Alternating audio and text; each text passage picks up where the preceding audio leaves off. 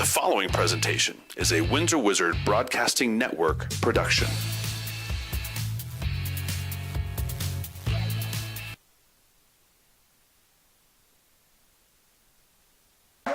This is how legends are made.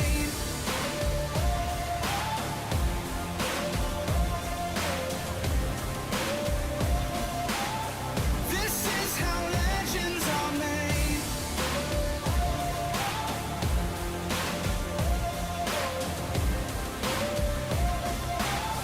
This is how legends are made.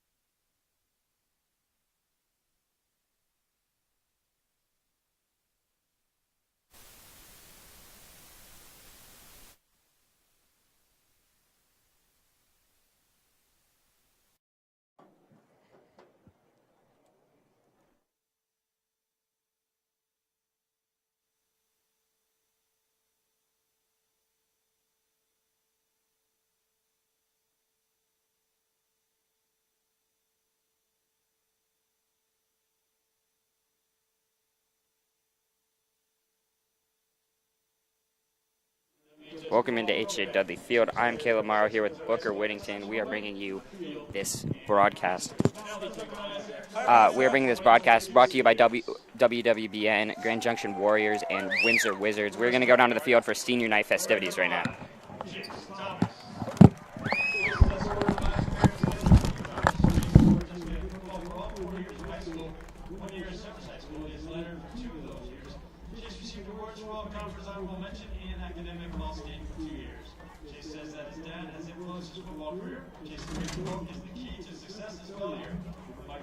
After high school, Chase plans to play football, or baseball in college. Give it up for Chase Thomas. No, Diddy Rice. This scored by Parents Reagan and Jerry Rice. Diddy has played football for 2 years and Leonard 1 year. Since Coach Jones has been ready for lunch on his football career, so he quote is set your goals high and don't stop until you get there. Will Jackson. After graduation, he plans to attend Northumbria University in the UK, where he plans to study sports science and play soccer. You get for number 9, Diddy Rice.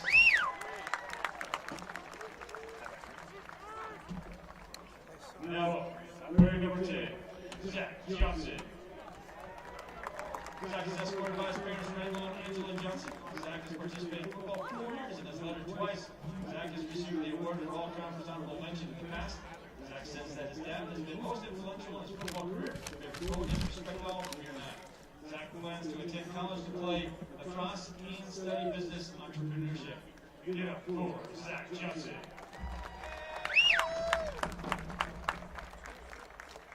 Now, we're number 12, Garrett Sauer. Garrett is joined by his parents, Kevin and Jim Sauer. Garrett has played football 4 years in high school and has led twice. He received the quarterback MVP award at the 2022 Rocky Mountain Showcase and Red Zone Prospect Camps. Matt Chesney was 6-0 Academy has influenced Garrett with his football career. Garrett's favorite quote is saying, "It's hard work is worthless of those who don't believe in themselves." Garrett plans to play football in college and majoring in Green Bay. Give it up for Garrett Sauer.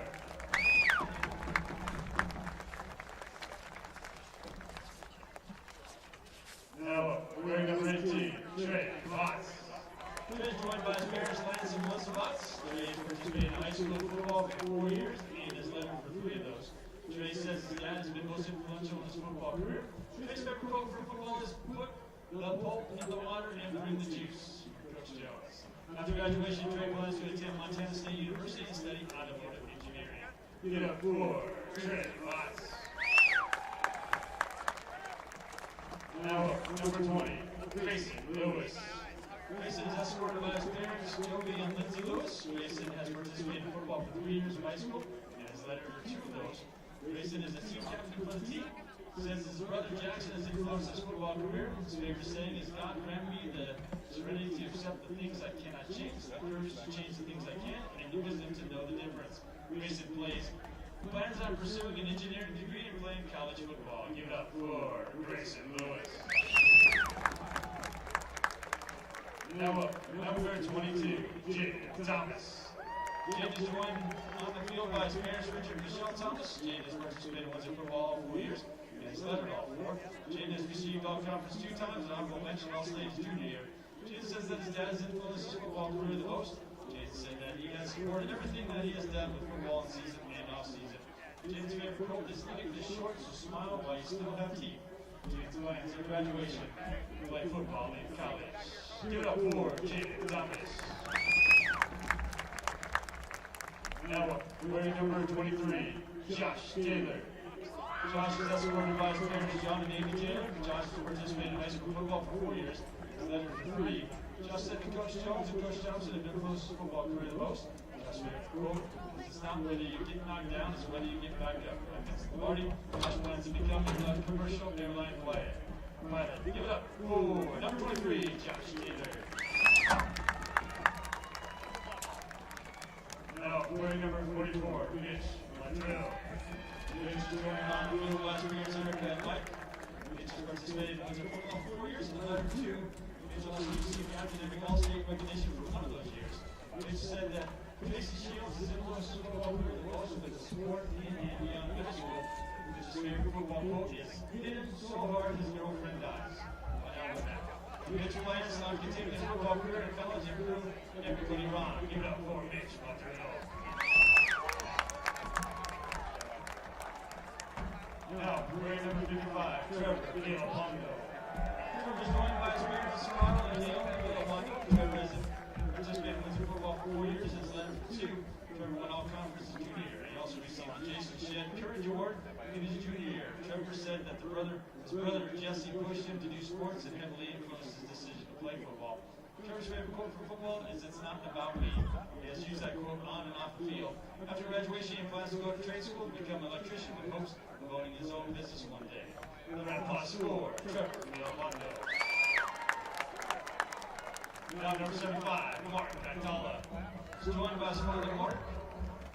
Mark has participated in football for 4 years and has led for 2 of those years. Mark said that his dad has influenced his football career the most. Mark's favorite quote from football is, "Heart and soul, never outworked." Mark plans to go to college and keep playing football. Give it up for number 75, Mark Magdala. Now, wearing number 76, Jackson Harden. Jackson is going to field by Spanish Julian Chanel. Jackson played high school football for 4 years, led the 2 for Jackson's freshman year at Mountain View. We received the Lion Leadership Award. It's given for Jackson's leadership on and off the field. His determination is always approved, and for his positive attitude. Jackson says that his grandpa Gary Hansen has been most influential in his football career. His grandpa played football through college. Jackson said that taught him to love the game, win or lose, to get off the block and to just man up and play football. Jackson's favorite quote for football is, "I don't feel like trying on a Thursday afternoon." Coach Thompson. Jackson is hoping to play college football and is currently talking to several colleges. Still undecided where he will go. Also plans to receive 2 intermission for his church. Give it up for Jackson Hardy. Now, wearing number 77, Levi Mud. Levi's joined by his previous role with the TR. Levi has participated in football for 4 years and is lettered for 2 of those. Levi said the most influential in his football career are his dad and Coach Johnson. Levi's favorite quote is, "Life sucks, get a helmet," by his dad. Levi plans to attend Ames and pursue a career in audio engineering. Give it up for Levi Mud. And finally, wearing number 80, Brayden Nichols. Brayden's joined by his biggest Lance and Adele. Brayden has participated in football for 4 years, led 3. Brayden said that over the last 4 years, Coach Thompson has helped develop and push me to be the best player I can be. He still does this today. I was also influenced and inspired by Hunter Peck because even when I was put against him as a JV player, he'd give me pointers and he helped me grow as a player. Finn's favorite quotes for football are "Chase the White Rabbit" and "Water Under the Bridge" by Coach Jones.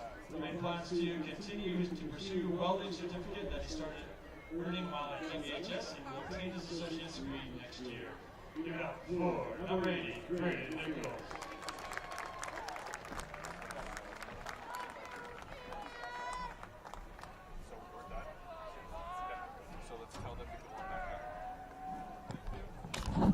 Another big round of applause for all of our seniors. Chase Thomas, Matthew Price, Zach Johnson, Garrett Sauer. It was a great senior celebration here on senior night for the Wizards.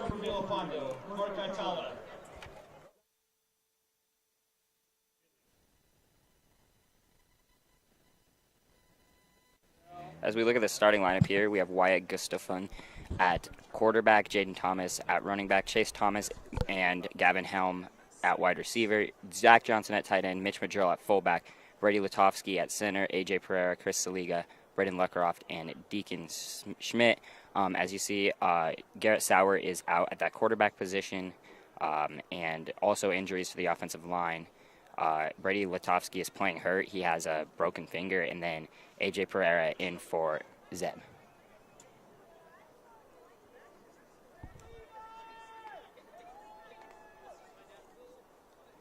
Wyatt Gustafson needing to step up tonight, probably, as we look at the defense now. Braden Nichols, Jackson Harden, and Colton Piper up front.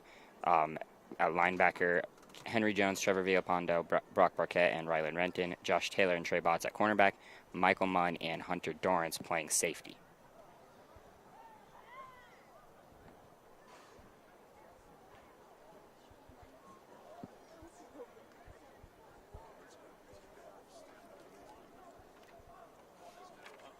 As you see, the captains getting ready to take the field. Trevor Villalpando, Trey Botts, Levi Munn, and Grayson Lewis. As we're going to go down to Carter for a sideline report now.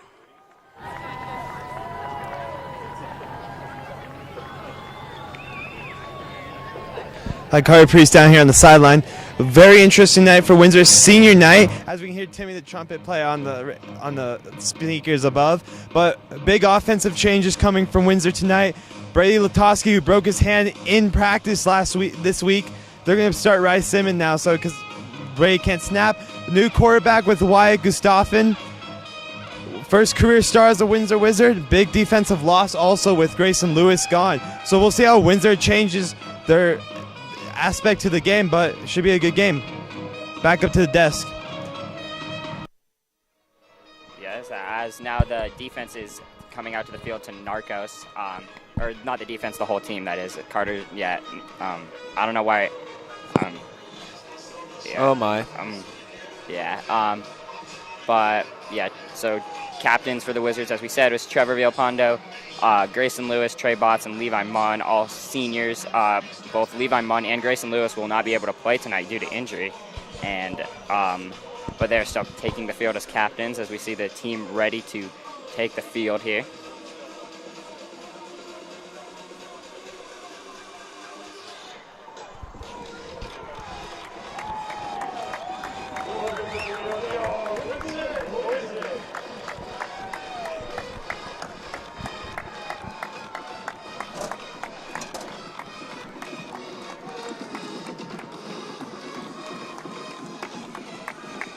We're going to go to commercial break. When we get back, this game will be ready to begin.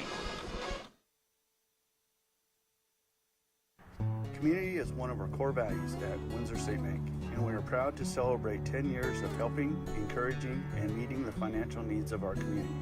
We work with our customers to help them realize their financial dreams, whether opening a business, purchasing a home, or planning for retirement. Our bank is run by local people who are dedicated to serving the financial needs of the area, and we take pride in providing exceptional customer service and building trust with our customers. If you are looking for a bank who knows your first name, then you're in the right place.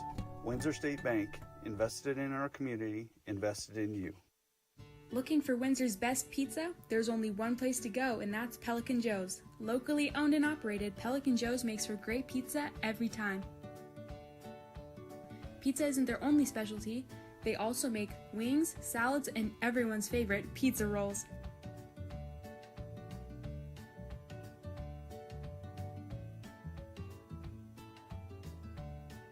Call Pelican Joe's now.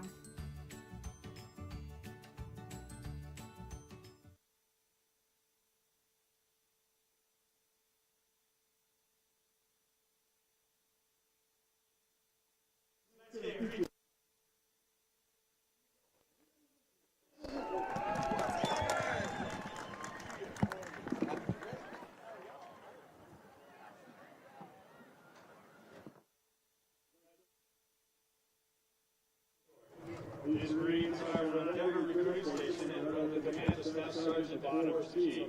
Members of the armed forces and veterans who are present, the non-uniform may remain covered and render the military salute. All other persons should remove their hats and covers and remain standing at the attention for the presentation of the colors and the playing of the national anthem. Please remain at attention until the color guard unit has exited the field.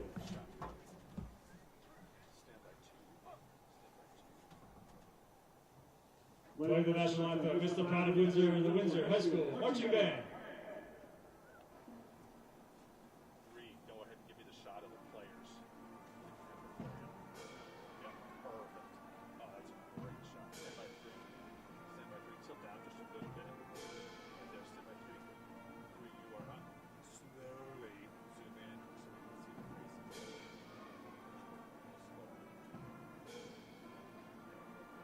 Slower. Stay down, tilt down. Stand by two. Two's up. Right on, buddy. Good. See if you can find Coach Jones.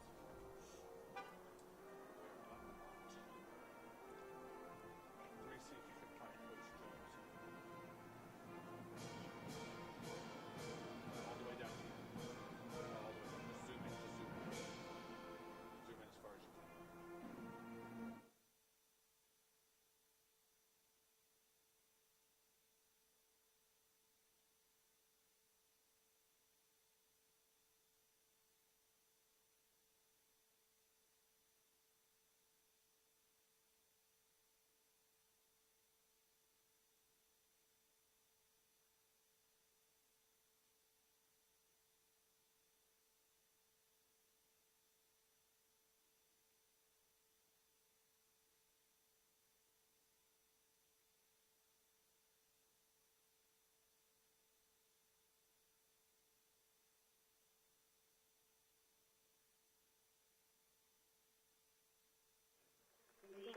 As we are back here, so the Windsor Wizards have injuries in this game, but they are also the better team ranking-wise, so they're expected to win this.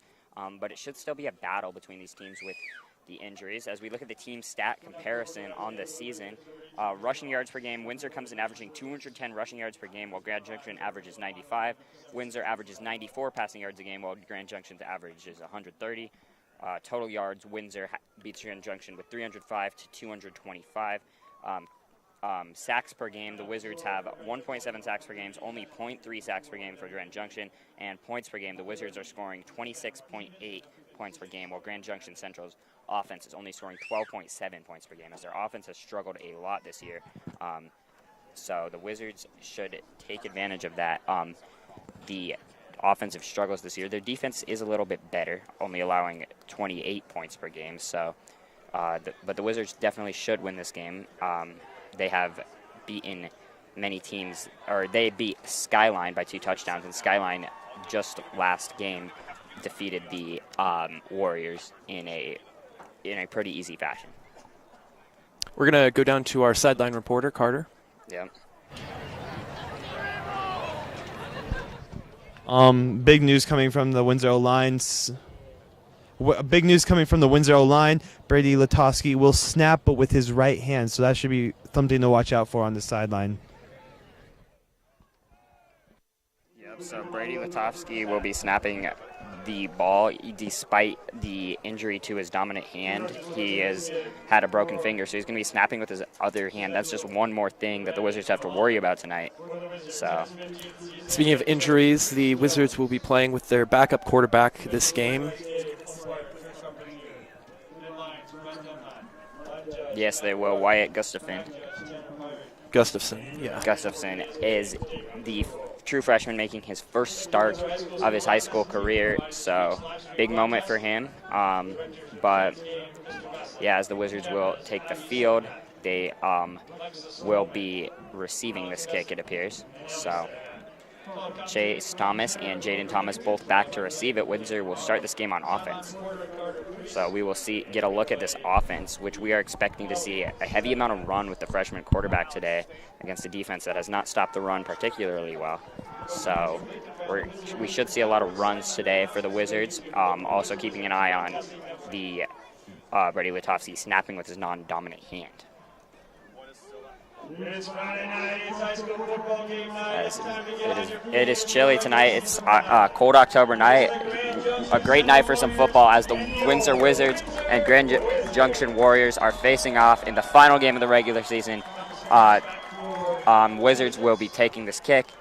Hopefully it being senior night will give the Wizards a little bit of motivation they need to really try and get this win secured. For sure, and more motivation for them, Booker, is coming into this game. A win can put them in a really good position to get a home playoff game. As here comes the kick. It's going to be squibbed down. It'll be picked up by Thomas. Thomas gets up the field. Thomas will be making cut and will get all the way up to the 34. So a really good run back there from Thomas, making something out of nothing as we see the Windsor offense take the field for the first time tonight. So going back to the home playoff potential, that'd be ideal because then you'll be able to watch that game broadcast from the WWBN channel. That is right, Booker.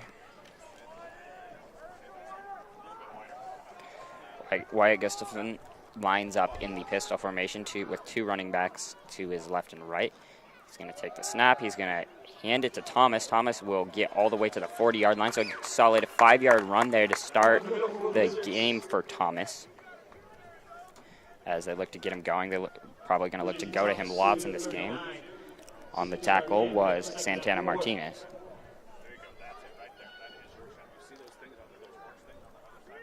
Wizards quickly break the huddle, and Gustafson in the same set will take the slow snap. So first missed snap of the night, it's going to go to Thomas. Thomas is going to look to get to the edge here and fight for the first down. He is going to get it, so a good run from Thomas there. So Gustafson had to pick that ball up right off of his feet, hand it over to Chase. Jaden Thomas, yeah. Jaden, my bad. Yeah, so that was the first missed snap of the night, as we know, snapping with the non-dominant hand for Latofsky, but good job by Wyatt to get that snap low and get it to Thomas, who is able to get positive yardage and pick up the first down.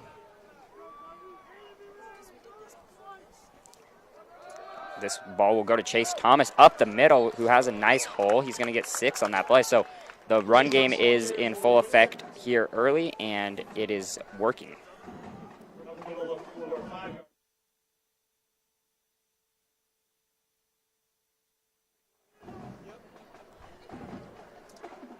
Wizards, we knew they were going to look to run the ball a lot, and we're seeing that here early, definitely. as they break the huddle again. Gustafson in the same formation with both Thomases to his left and right. And two receivers outside, and Mitch Pedro. He's going to take the snap, and he's going to throw. He's going to throw down the sideline. Good ball, and it is complete. What a pass from Gustafson in his first attempt of the game. Very, very impressive. Right as we were talking about this run game, we were going to see a throw to an insane catch by Braden Nichols. Yes, Braden Nichols. Braden Nichols. Yeah, that's a very good throw from Gustafson. They were starting to sell out for the run. The perfect time to go to a shot pass there off the play action. Gustafson finds Nichols, and he makes a great catch. Perfect ball there. Good read. Very good execution as the Wizards' offense is moving. As Gustafson will right off the start. Yep. Gustafson takes the snap. It will be about a gain of 2 for Thomas. So far, we're seeing a lot of good momentum from the Wizards. Yep, that was a very good start for them. That was also a really good play call from Coach Bossart, the offensive coordinator. Perfect time to go to the pass because the offense was not expecting it. You wouldn't expect a backup freshman quarterback to be passing, and he delivered a perfect ball for his longest completion of the season. Gustafson in their game against Loveland actually did have 2 passes that were dropped that were really good, as Gustafson's going to actually take this himself. He's not going to get too much. He's going to get about 2. This is going to set up around a 3rd and 6. But going back to last game against Loveland, Gustafson had 2 passes that were pretty much on line that got dropped by his receivers. So although he didn't, his stats may not have looked amazing last game, he did deliver 2 good balls, and that was seen there early with a really good pass to Nichols, as this is going to set up a 3rd and 7. Gustafson's going to give it to Thomas. Thomas up the middle. Chase Thomas has a hole, and Chase Thomas is into the end zone. So touchdown for the Wizards. So the Windsor Wizards come out firing. Chase Thomas on the rushing touchdown from the 19-yard line. 19-yard rush from Thomas. So really big start. Windsor makes a statement here early. Powerful early lead by the Wizards. Yep, that was a statement drive. Amazing execution by everyone, bottom to top on that offense, as now the Wizards get out to an early lead. Extra point is up and good. So the Windsor Wizards take a 7-0 lead in the first 3 minutes of this game. Can't imagine too much of a better start for them.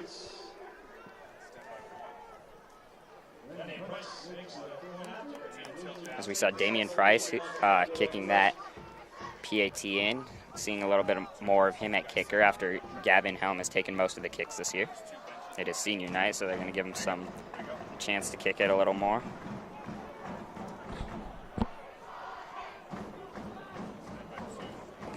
Very enthusiastic student section this evening. Yep, it's senior night. Never a better time to get loud for the student section. So Chase Thomas gets a 28-yard touchdown run there to get the Windsor Wizards a touchdown lead and spot the defense an early lead. Chase Thomas, that was his 4th rushing touchdown of the season and his 10th total touchdown. As on this run back, the Warriors have a hole coming to the left side, 50, 45, 40. He's going to get up the field all the way to the 32, so a huge run back from the Warriors. On that run back is James Montoya. So a big run back will set the Warriors offense up with really good field position to start this drive at the Windsor 33-yard line. It's a 62-yard return. So this offense can't ask for much better field position as they take the field for the first time today. Wizards defense gets set without their leader, Grayson Lewis. So we'll see how that affects the defense, see what they can do without him. As the in at quarterback for the Warriors is Devin Hickey. He's going to take it. He's going to hand it off to We're going to see a flag on right the play. Side. Yeah, there is a flag on the play. Picking up 6, Santana Martinez, the starting running back for the Warriors, but we do have a flag. So this may be a holding call.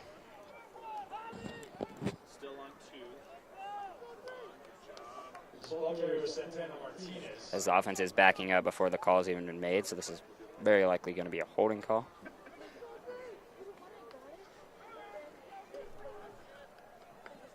Yeah. That will be the call. So First play of the game is not a great start from the Grand Junction offense as they quickly get a holding call, but they will be down to first and 20. A little bit of a setback for them early on.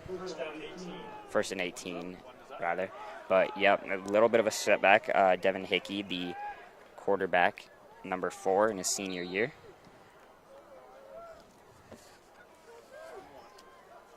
Hickey takes a snap. He's going to look to pass. He's going to throw this over the middle. Ball drops incomplete. Was intended for Jackson Gone, the leading receiver for the Warriors, but the ball is a little offline, so that'll set up second and 18. Good defense from the Wizards. Gone, the leader in receiving this year with 338 yards. So, look to target him early. He's averaging 15 yards per catch, so good average there for him. This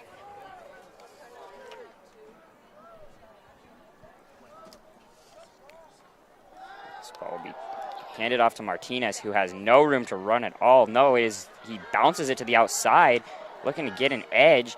Windsor Wizards finally bring him down. Hunter Dorrance on the tackle, so only a couple yards out of that despite making a good run to shake off a good amount of Wizards defenders there.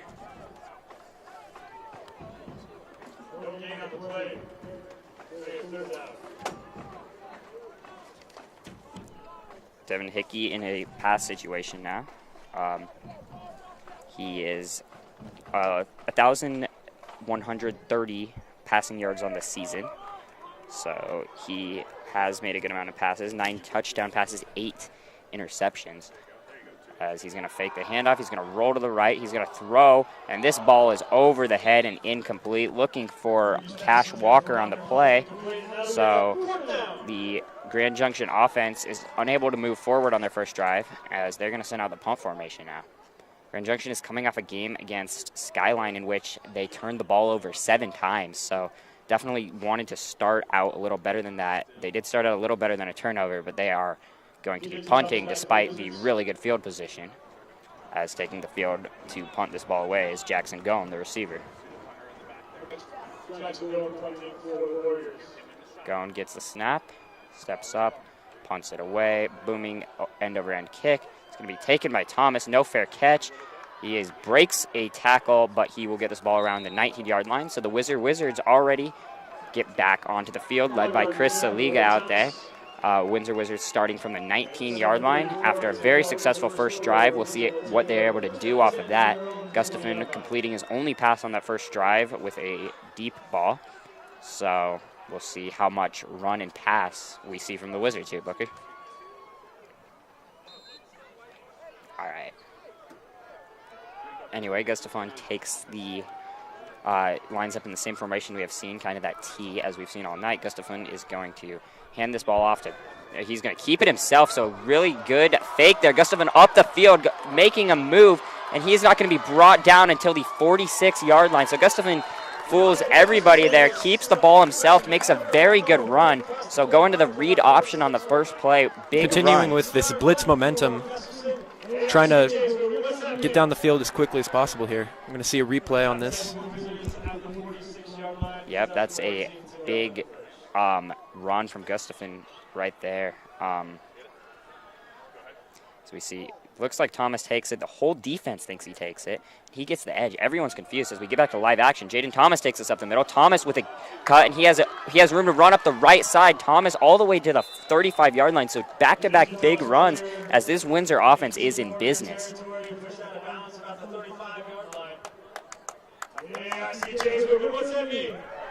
So 2 plays from the 19-yard line. Starting at their own 19, the Wizards are already into Grand Junction territory at their 35, moving the ball down the field at will on these first 2 possessions. 16-yard run for Thomas. Wizards in the same T formation. Gustafson takes the snap. He's going to look to pass right side. This ball is going to go a little bit long and incomplete. So they went back to that same play. Incomplete there, but very close to a completion. So looking for Colton Benter there. Ball goes incomplete, but a little long on the pass, but still a good look. Just a little bit off as the Wizards move into 2nd down and 10. Gustafson takes the field in the same formation we have seen every play, so it has been effective so far, though, as he is going to fake the handoff. He's going to keep this himself. This time it is sniffed out in red. He's going to be dropped for a loss. So on the play with a good read is Javian Hernandez on the defensive front for the Warriors, make a negative 4-yard play, as now this will set up a 3rd down and 14 for the Wizards.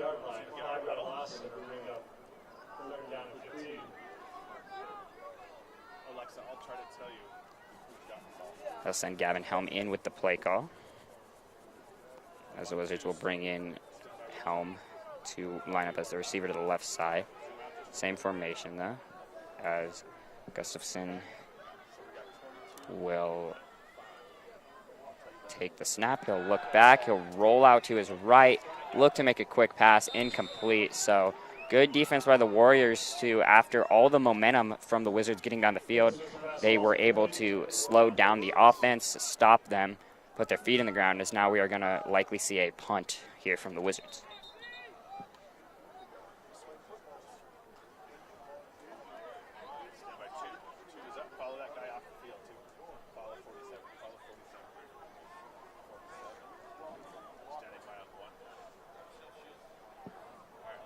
Looks like the Wizards will be punting this with Helm from the 40-yard line. So Helm, a 3-star punter, he's going to look to put them back here with a good punt. As Helm takes it, he'll punt it away. This ball is going to be let go. Looking to make the save, unable to. So the Grand Junction Warriors will get their 2nd offensive possession of the game. They will start at their own 20-yard line. Defense able to hold in there, keep this a 1-score game. We didn't see a lot from this offense in Grand Junction either last game or in the first possession. They went backwards 10 yards. So hopefully they are hoping they're able to move the ball a little bit more effectively, led by their quarterback Hickey and their running back Martinez.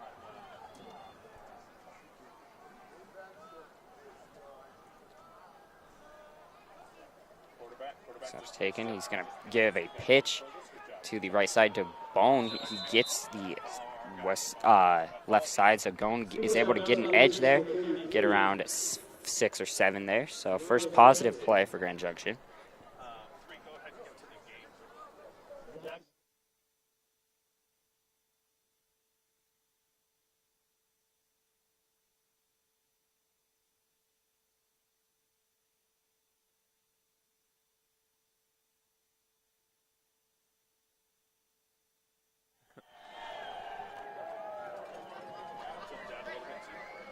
Hickey takes the snap.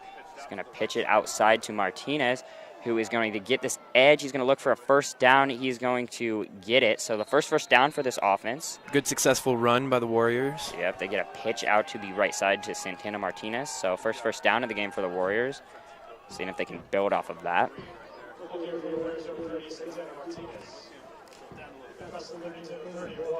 Santana Martinez enters the game with 394 yards rushing, 4 rushing touchdowns.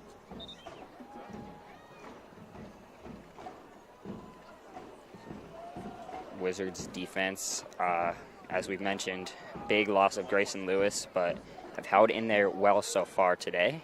Grand Junction only averaging 12 points per game on the offensive end. They take the snap. This is stopped by the Wizards. A big front led by Hunter Dorrance stops Martinez for a no gain, forcing a 2nd and 10. So good read from the Wizards there. No gain on the play, bring up 2nd down and 10.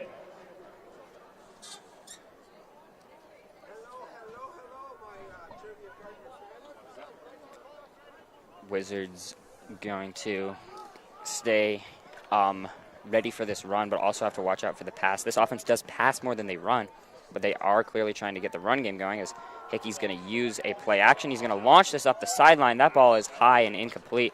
Good coverage on the play from Trey Botts. These cornerbacks for the Wizards have it off to a good start, as 3rd and 10 coming up for the Warriors. So Wizards not fooled by the play action there.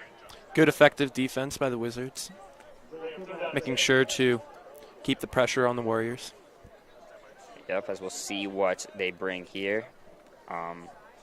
Warriors very likely passing this ball. Hickey's going to be in the pistol here with 2 receivers out wide.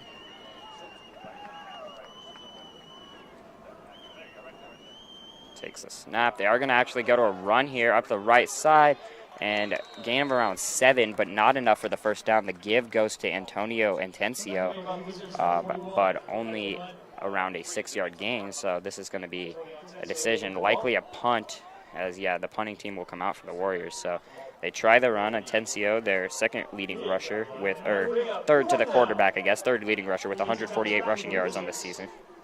We've been seeing a lot of these small, slightly unsuccessful runs from the Warriors, which is just forcing errors and not allowing them to get a lot of yardage. For sure, as this punt is going to go short, Thomas is going to let it bounce. It's going to go out of bounds. So the Wizards offense marches onto the field for the 3rd time today. They are going to have quite good field position to start this drive. The ref is going to stop it around their own 43-yard line. So Gustafson and the Wizards offense, who has seen a lot of success moving the ball, will be at it for their 3rd attempt now.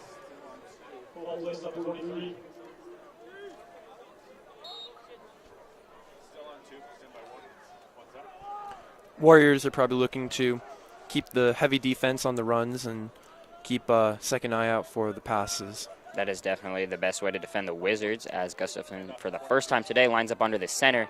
Play is not very effective. Jaden Thomas is driven back. Be driven back, and lose 3 on this play. So Wizards have been in that T formation pretty much all game. Seen a lot of success. First time they go out of it to a under center I formation, it is unsuccessful. So Wizards may or may not continue to use that T formation a little bit more. Trying to mix it up a little bit. Definitely. So they're back into their formation. Johnny Reed lines up on the close side at receiver. This ball is handed off. Chase Thomas gets forward. He's going to pick up around 4, but this is going to set up a 3rd and 9 for the Wizards. So this is not exactly ideal, being an obvious passing situation. It's definitely not how the Wizards want to be running their offense, but they will try to pick it up here.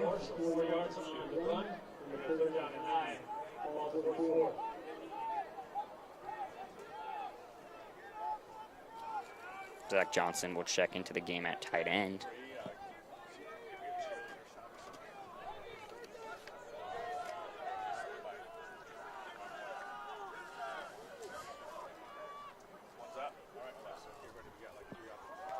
Comes the call. This ball will be handed to Thomas. Thomas only able to get 3 or 4 there. This is going to set up a 4th and 6, 4th and 7-ish for the Wizards, likely leading them to punt this ball back to the Warriors. So Wizards start out hot, move the ball down the field, score, move the ball down the field, and then get stopped after moving the ball well, and then they go 3 and out. So this game will remain 7-0 with about 2 minutes to go in this first quarter. Gavin Helm will get his 2nd shot at punting this ball.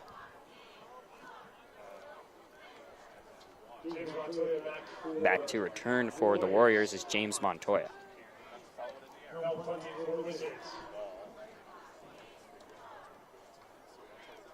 Helm gets the snap. Gives a high punt to the right side. This ball is dropped, but getting back on it is Montoya, so almost disastrous from the Warriors there, as a little miscue fielding that punt, but Montoya able to get back on it, so the Warriors offense will get their 3rd crack at it from their own 15-yard line. Pretty deep in their own territory. Going to have to cover a lot of ground and keep up their momentum to combat the Wizards' defense here. Yep, for sure, as this is a long way they need to go for their 3rd possession of the game after only able to pick up 1 first down thus far. Wizards defensive front getting a really good push, not allowing much on the run game, and their secondary is also covering very well. So good defensive showing here so far this game from the Wizards, as Hickey's going to take the snap. He's going to drop back to throw. Look to the left side. He's going to bomb this ball out. Incomplete. So more good defense, but never mind. There's a flag. So Josh Taylor in coverage on the play It looks like the refs are going to call him for pass interference, though. That ball is intended for Johan Treviso on the left side with a big throw, but Josh Taylor is going to be flagged for pass interference on this play.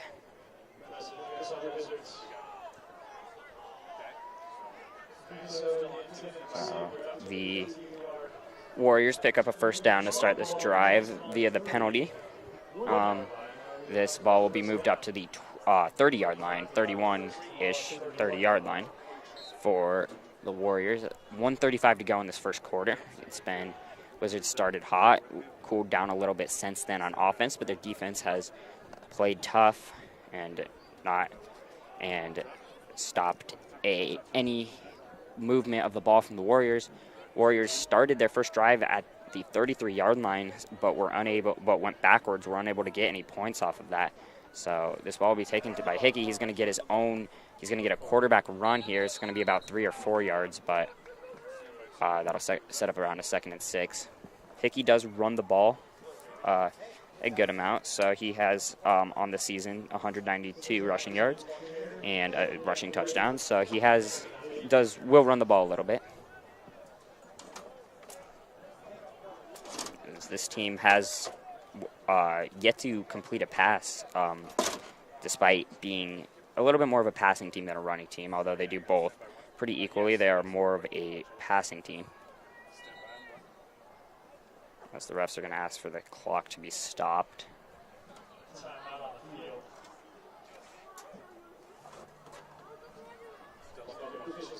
It'll be an official's timeout. Don't know what's going on, but 1:28 to go in this one. Or in this first quarter, I should say.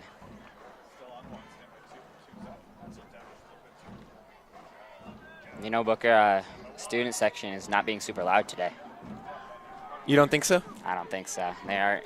They've been louder, but they were louder earlier. I feel like as our momentum has died down a little bit, they've gotten a little quiet.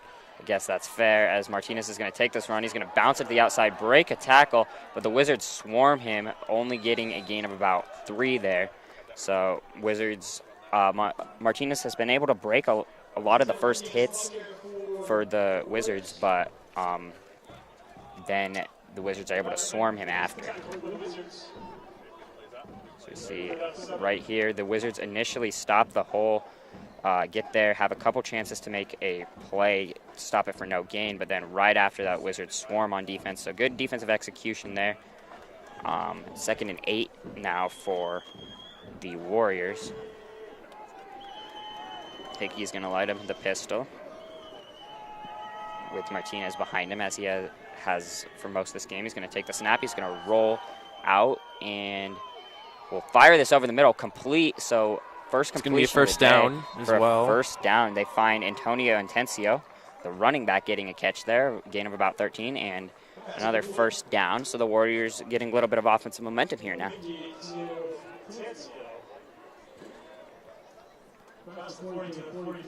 Coming down with the last 20 seconds of the quarter.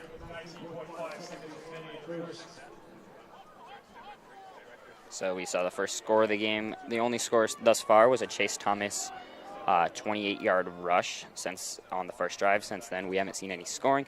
Pass is taken to Hickey. Hickey fires this over the middle. It's high and nearly intercepted by Taylor. So Hickey a little inaccurate there. That ball sails over the head of his receiver, Cam Redding. The Wizards, near Josh Taylor, nearly with an interception there. But now 2nd and 10 with 2 seconds to go in the quarter. So this will be the final play of the quarter. This will probably be the last play of the quarter. So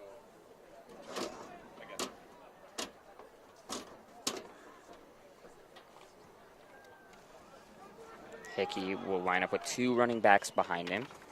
2nd and 10 here. still on 1.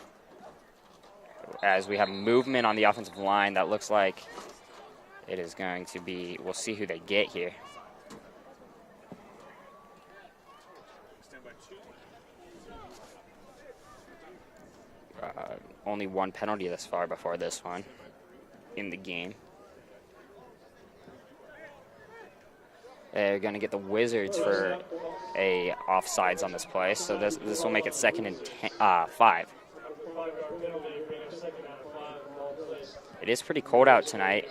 It feels chilly all the way up here. Got to imagine it's cold down on the field, but the current weather is 47 degrees, as it is going to get a little colder throughout the night. It may drop to as low as 42. Hickey takes a snap. He will hand up the middle, so a good run to close out the quarter for Martinez. He's going to get about 8. So a lot of momentum for the Warriors at the end of this quarter. They are moving the ball for the first time this game well, as we're going to go down to Carter Priest. What do you have for us, Carter? Warriors 0. Very explosive first drive from the Windsor Wizards, right? That Chase Thomas getting a quick touchdown for the Wizards. But really nothing else is going for the offense right now. I think they're trying to get Wyatt Gustafson, the freshman, to get into the flow of things right now. But defense is holding up real good right now for... Yeah, and that's all I have. Back to the desk. Thank you, Carter. Yep, Chase Thomas did break that run off, and since we haven't seen any scoring, but Wizards with a good start. They were looking to get Gustafson going a little bit more, but he did make a couple good throws. One went a little bit long, one was completed, so it's about what you need from Gustafson. That's about what we need from him, as the Wizards look to rush this ball primarily and just have that passing threat available. I think he's done a good job there in doing what he can so far. So as now the Warriors will have a 2nd and or 3rd down and about 2. So looking to pick this up, going the other way now as they switch sides. It looks like Hickey is going to line up under center, with directly behind him will be the running back, Antonio Tancio. He's going to sneak this up the middle, and he is going to pick up the first down. He'll pick up around 3 to 4 on that play, so good play call and read by the Warriors to quickly sneak that before the Wizards were prepared. Moves the chains. So now in opposing territory at the Wizards' 45-yard line as they look to be moving this ball.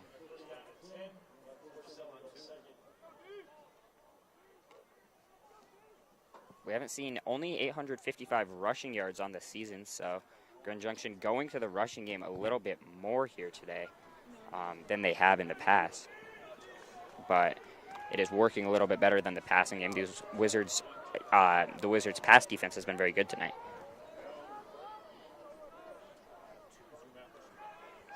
Hickey will take the snap, drop back to pass. He's going to go to the left side where it is complete for about 9.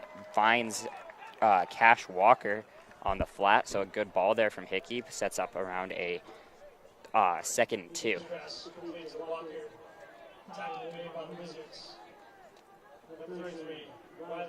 In coverage on that play, Ryland Renton, as we see the replay of them running out after the play right there, yeah. Epic. For sure. I formation now for the Warriors.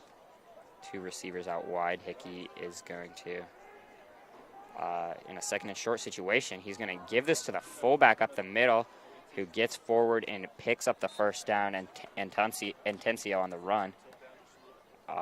First down for the Wizards on the tackle, Trevor Villalpando. Saw him celebrated on senior night as a senior this year, but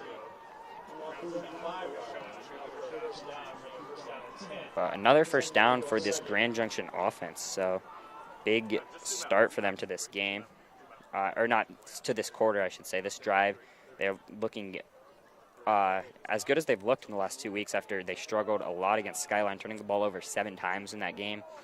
It took them a little bit to get their feet wet in this game, but they look to be bouncing back well. As snap is taken by Hickey, he'll do a quarterback draw up the middle. He's going to get forward for maybe a yard, not even though. So good defense by the Wizards there, snip that play out, set up a 2nd and 10. Good defense there from the Wizards, led by Piper, first to hit him.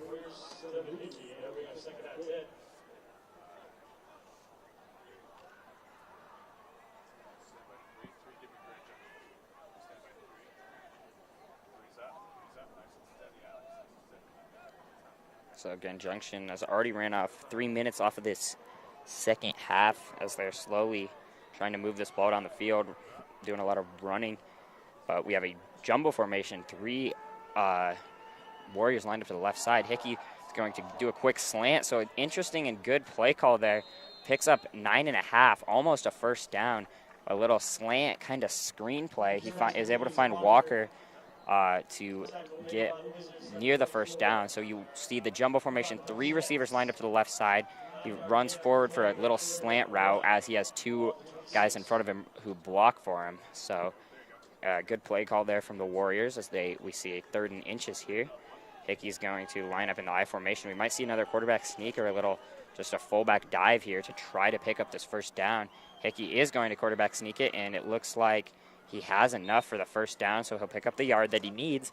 And they're moving about 10 yards at a time, but the Warriors marching down the field now. That is going to be the another first down on this drive. So getting definitely closer and closer to bringing the tie to the game, 7-7 or 6-7. You can definitely say that they're getting closer, Booker. That is a fair thing to say, as the Warriors line up in the pistol again, as we've seen all game. 2 receivers out wide. Hickey will take this snap that will motion a receiver in. It's going to be pitched forward, looking to get the edge, but a good tackle there from Mikey Munn. He is going to make this only a gain of 1. The pitch went forward to Jackson Gone. Only able to get, looked like he might be able to get some space there, but as you see here, Mikey Munn comes flying in. Yes, from that safety position to make a really good tackle. 2nd and 9. That was a very good play out of that safety position to see that. He used his speed to come in, make a really good fundamental tackle. So just really good play from the safety position there from Mikey Munn on that play, as we've seen all season from him. Been one of the better safeties in high school football in Colorado this year. Warriors going to run this. Another handoff up to Antancio. He is going to get around 6 there, and this is going to set up a 3rd and 2. Again, nosing towards these slow first downs, slowly getting them closer and closer. Definitely, Booker. We're seeing a lot of just slow, like they're picking up, they're using 3rd down. They're getting it to 3rd and short pretty much every time, and then picking that short 3rd down up. They've been able to all drive, and that's just what they've done. They've usually get it to run the ball on 1st and 2nd down, get it to 3rd and short, and then they've been able to just QB sneak it. This one is a little bit farther, though. This is 3rd and 3 for Hickey. He's going to take this snap. He's going to fake it up the middle. He's going to keep it himself. He's going to get a hole, pick up a first down all the way down to the 7-yard line. So Hickey with a good run there. Really good play calling from the Warriors on this possession. They are kind of just one step ahead of the defense right now as they move this ball to the 7-yard line. Going to probably look to try and make a quick play for the goal. Yeah, they started this quarter with the ball around the 50-yard line, and they have used half the clock, 12-minute quarters in high school. They've used half of that clock already and just slowly moving down the field. So they're dominating time and possession, not letting the Wizards offense. They're really keeping the Wizards offense on the bench for a long time right now. As it is a cold night, like we mentioned, so the Wizards need offense kind of might want to stay warm down there as they've been standing for so long. As Hickey's going to take the snap, he'll give it up the middle for Antancio. He's going to bounce this to the outside. Antancio is going to get into the end zone for a touchdown. So a very good drive there. As that is my fault. That is not Antancio. That is actually Santana Martinez. Martinez gets in the end zone. So a really good fundamental drive from the Warriors, taking up lots of clock. That was probably like an 8-minute drive, slowly moving down the field. They punch it in with their lead guy, Martinez, and are an extra point away from from tying this game now. And if you're the Wizards offense, you have been on the bench for a long time, so they are going to need to come out here and stay warm. This kick is up and good. So we have a tie game with 5:28 to go in the half. The Wizards offense will get the ball back after not having it for a long time, as I mentioned. Yeah.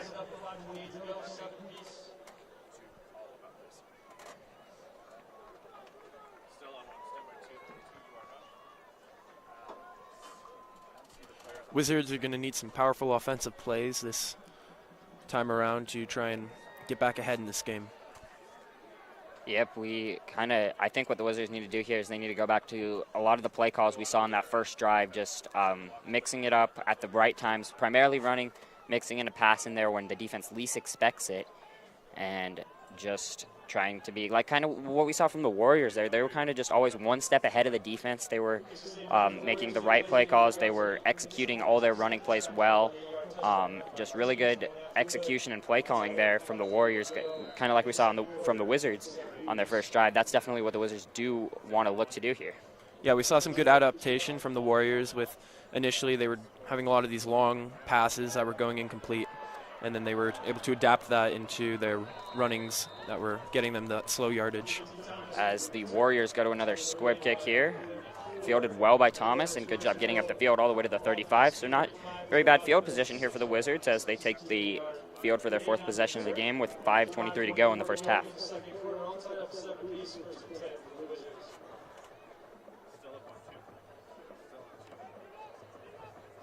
Wizards are going wide on this first play. Jaden Thomas, the only Wizard in the backfield, but the Wizards are actually going to use a timeout.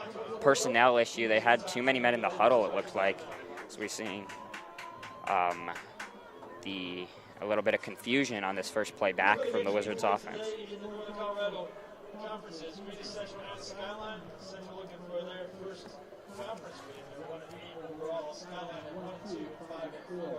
Number 3 playing at Monarch, number 3 coming in at 1 and 2, 4 and 5.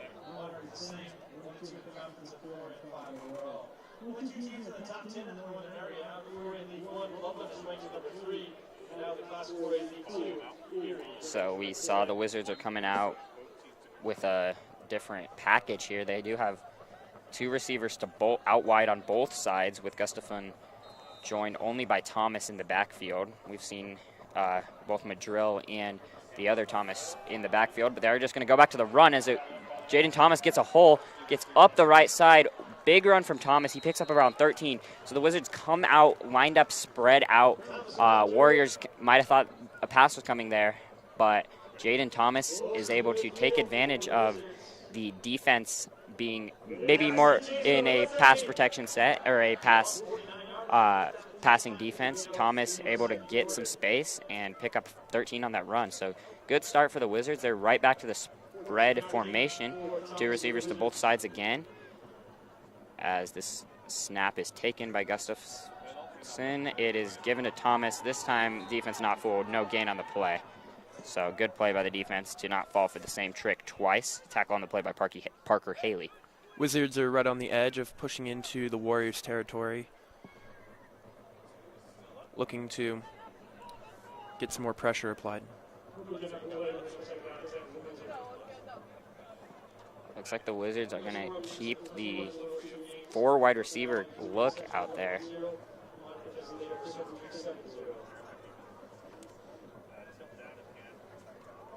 It's Johnny Reed and Landon Scruggs lining up on the left side. To the right side is Chase Thomas.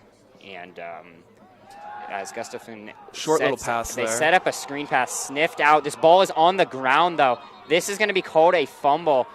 Jaden Thomas looked to set up a running back screen. Defense not fooled at all.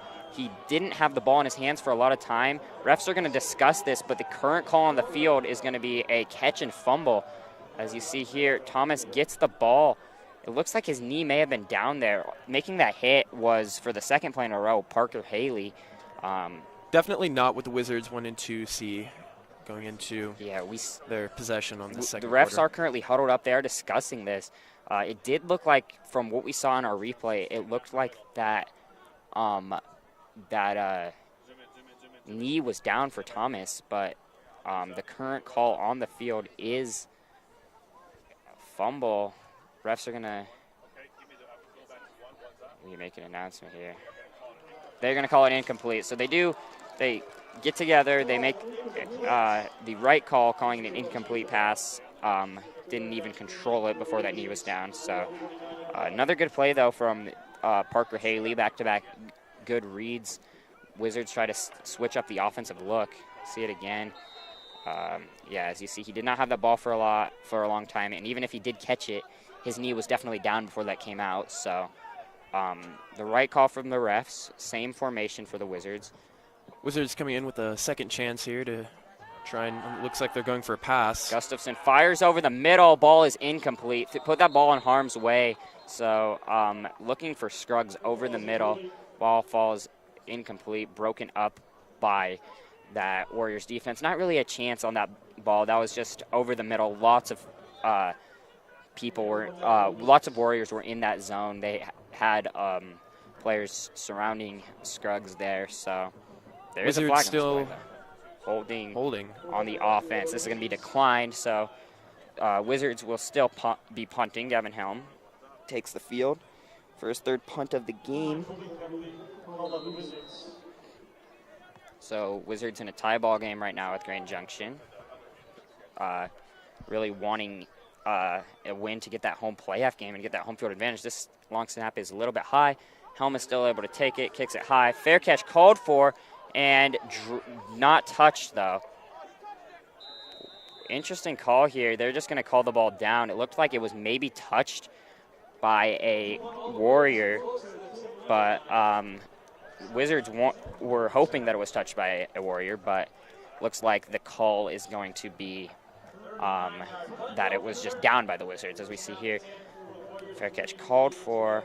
Doesn't look like it's touched there. So right call from the refs, but as you see, the Cam Redding was under the impression that he did touch it. He came in there and he tried to jump on that ball, I guess just in case, but either way, 11-yard line is where the Warriors will begin. Still have 2 timeouts, or they do have all 3 timeouts, rather. 3:48 to go. As we get movement on the offensive line, that looks like it may have been the Wizards moving here first. Yes, that is going to be the call. So second offsides penalty of the game is going to give the Grand Junction 5 yards to start this drive.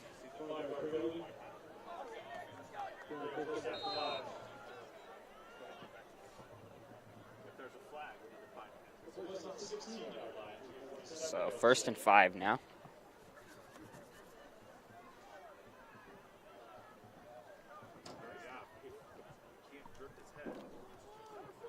I'm curious to see if the Warriors are going to continue with that pattern of their slow progression through the field. Yeah, they do not have as much time as last time, so we probably are going to see a little bit more passing. Hickey is going to do a play action.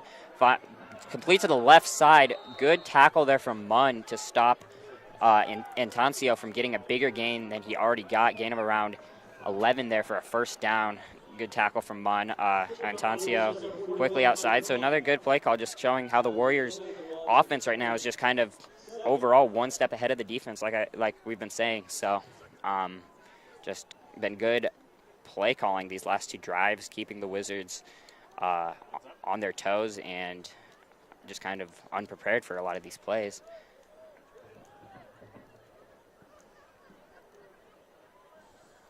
Hickey takes the snap. He'll drop back. Blitz is picked up. He's going to launch this ball down the field. It's a little bit long, so had one-on-one coverage. Trey Botts has not allowed a completion yet when targeted, so good defense from Botts there, and pass was intended for Jackson Gone.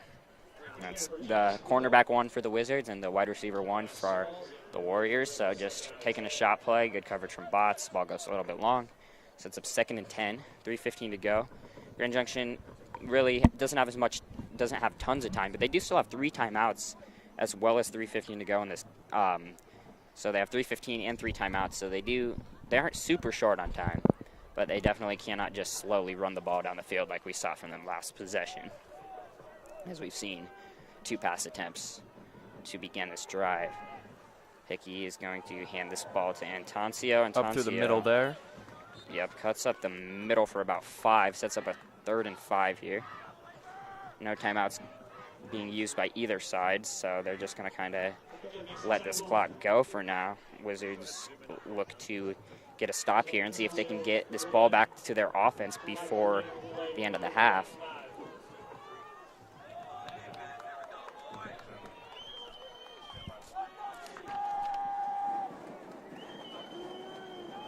Hickey in the same formation, the most common formation we've seen. Pistol and 2 receivers out wide.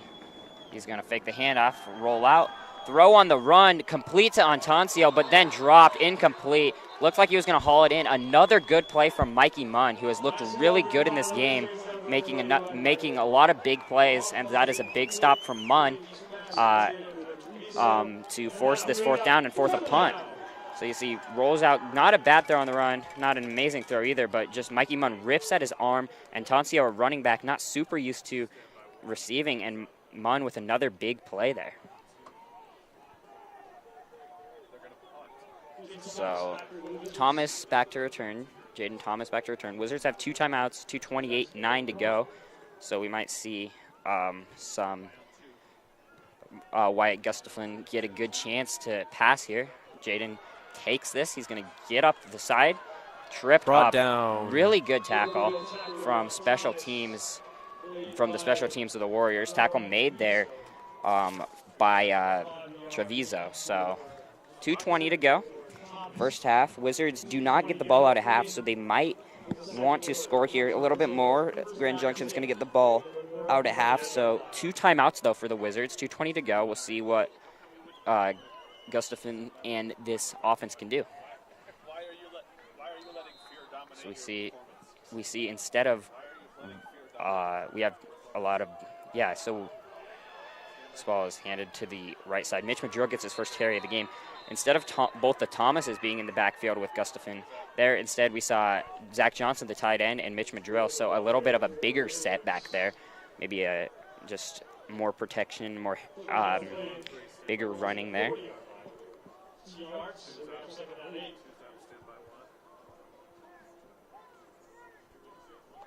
Wizards not in a huge rush. They kind of letting this clock go.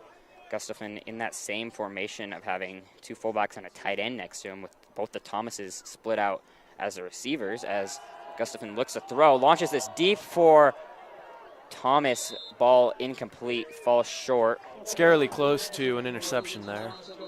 Yeah, as we do have both a flag on the field and an injured player, it appears. I wonder if they're related. Actually, no flag, just the injury. Oh, so they're not. No, probably not, Bookie. Trey McCarthy is down, the defensive lineman for the Warriors. So that was the Wizards just made sure that Gustafson was going to have time there. They put the tight end and 2 fullbacks in the backfield to block for him.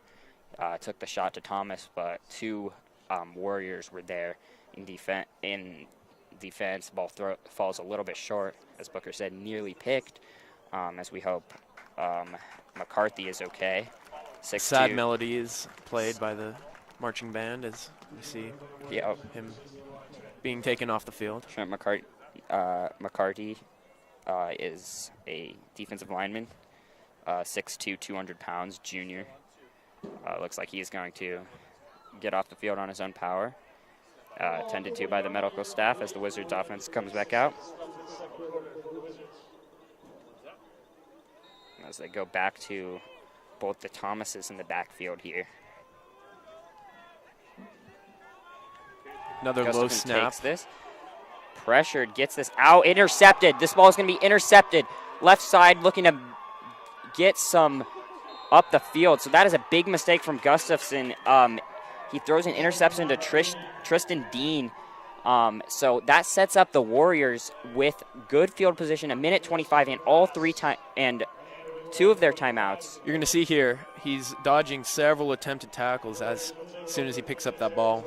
Yeah, finally brought down. Gustafson under pressure just tries to get it out, fires a ball that goes right into the arms of Dean. So Wizards make a mistake there, and the Warriors look to capitalize. All 3 timeouts, 1:25 to go, and they also get the ball out of half. So the Warriors in pretty good shape here. As Hickey is going to take the snap. He's going to drop back to pass. He's going to launch this ball deep, just a little long.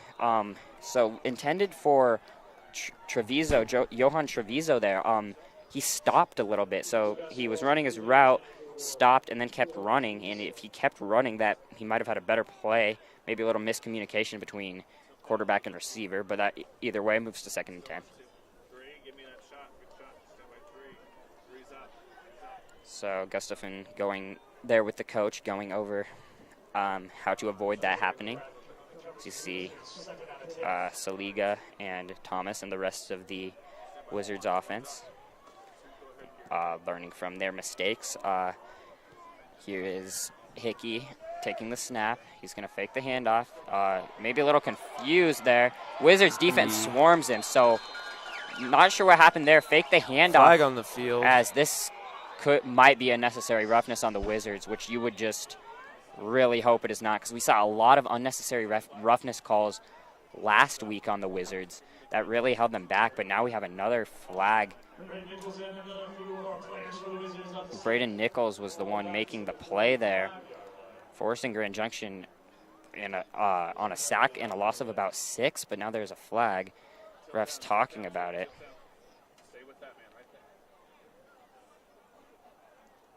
Announcement's going to be made. It's just going to be a sideline warning. So no penalty now, as of now, just a warning. So Wizards dodge a bullet there.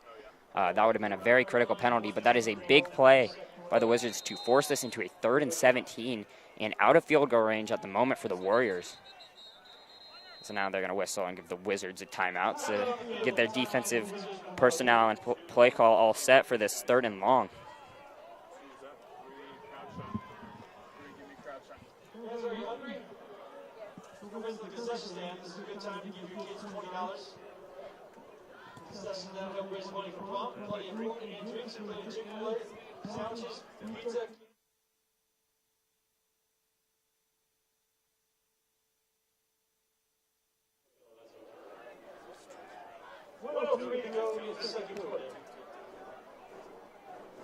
So Wizards will come back out to the field, 3rd and 17. Defense is really just not, you don't want to allow the big plays, the big thing here. Pretty far out of field goal range. You just kind of want to force them to throw a shorter pass or check down and then make the tackle here to keep the Warriors out of field goal range. But Hickey lines up in the pistol, takes a snap, drops back to pass, pressured. He's going to roll out to his left. He's going to try to run this, not going to get too far. Gets this ball to around the 38, still probably too far for a field goal. Sets up 4th and 10, though. So from the 38, interesting decision here. 4th and 10. Field goal from here, it would be a pretty long field goal. That would be around a 55-ish yard field goal. So it looks like the Warriors are going to opt to keep the offense on the field here.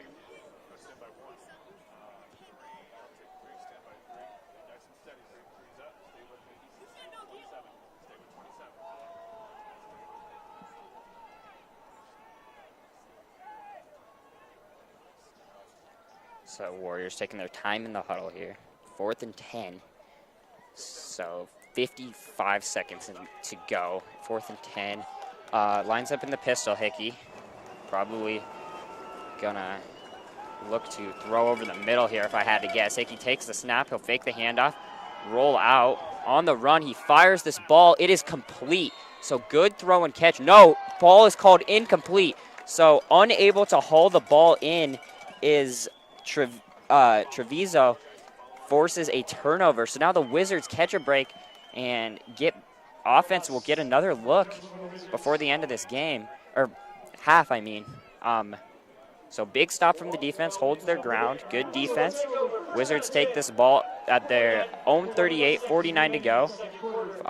49 seconds to go. Wizards only 1 timeout left, though.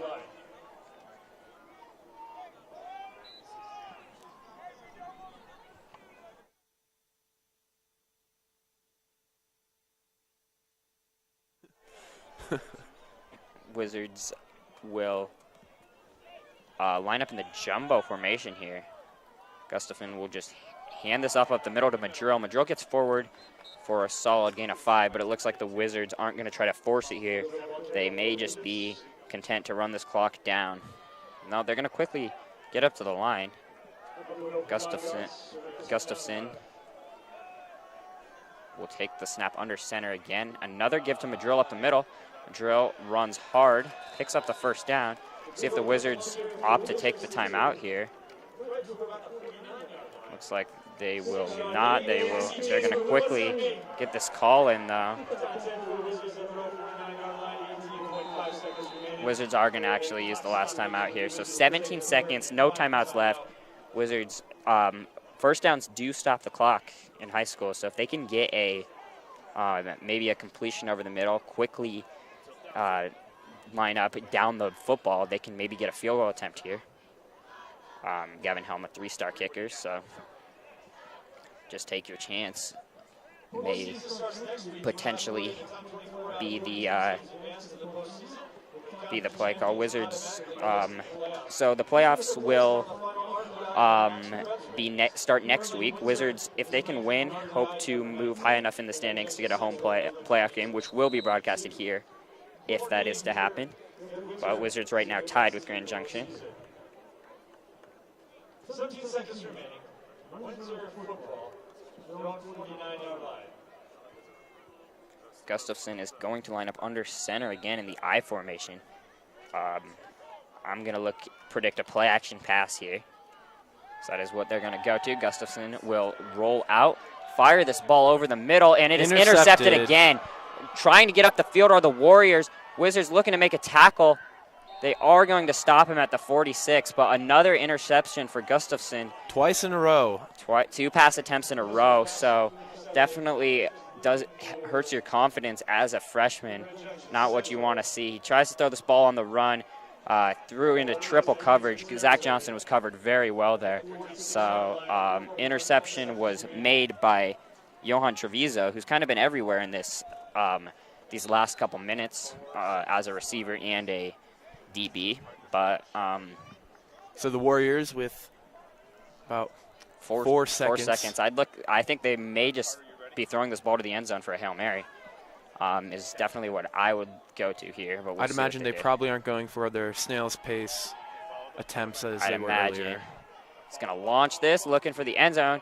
This ball is going to be caught. Down. So a little bit of a stat pad there. But this will go into half.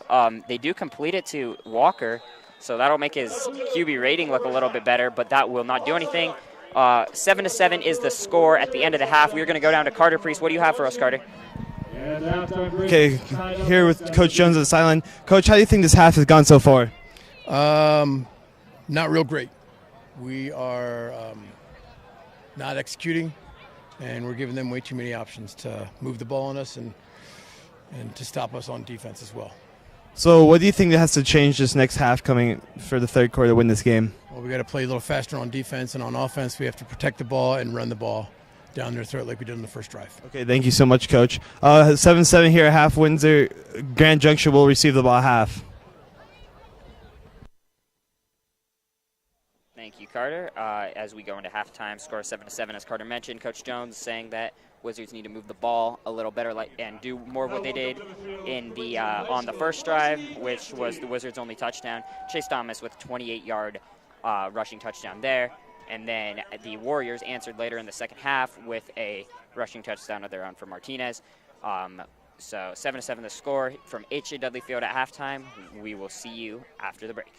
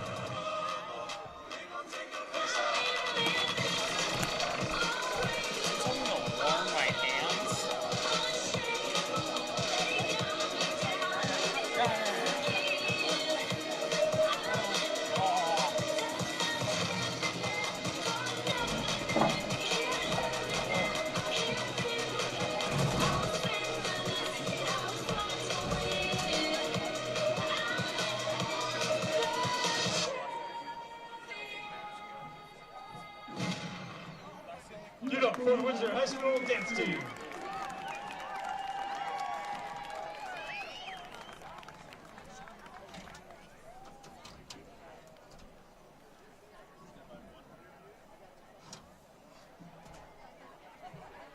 Alright, Booker, I'll try to agree with you more emphatically. Thank you. Yes, they do need to score the ball. I wish I thought of that. What a statement. I feel like that makes me sound even more. I know. It's just hard to. Yeah, obviously.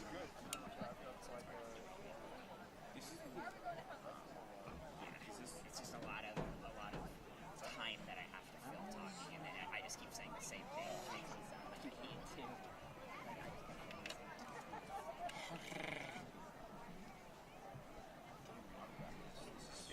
This is fine.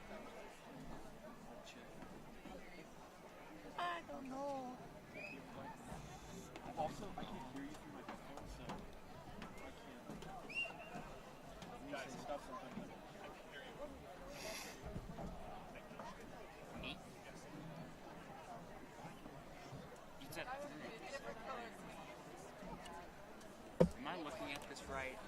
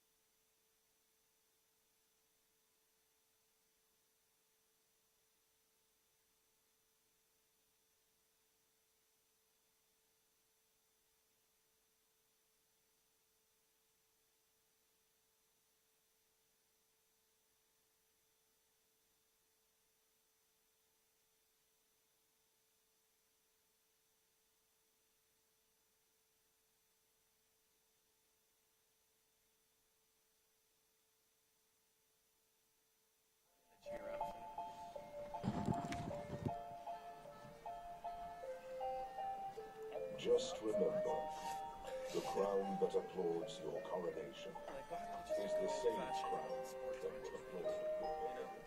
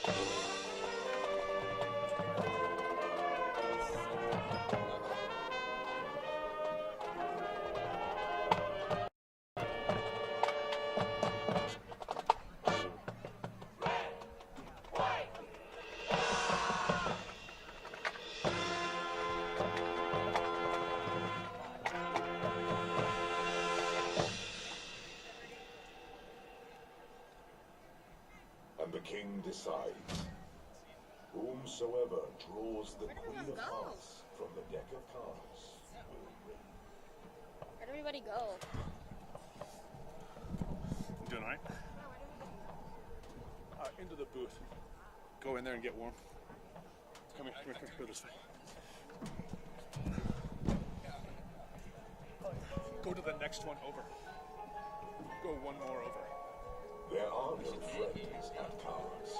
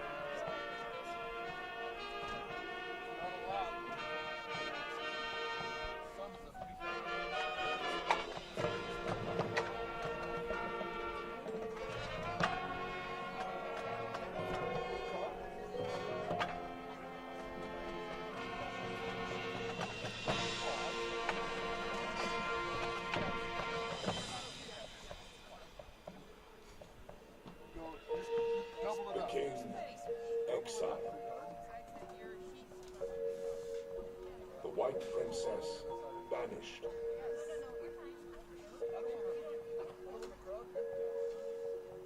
The Red Queen triumphant. Red wins. Royal flush.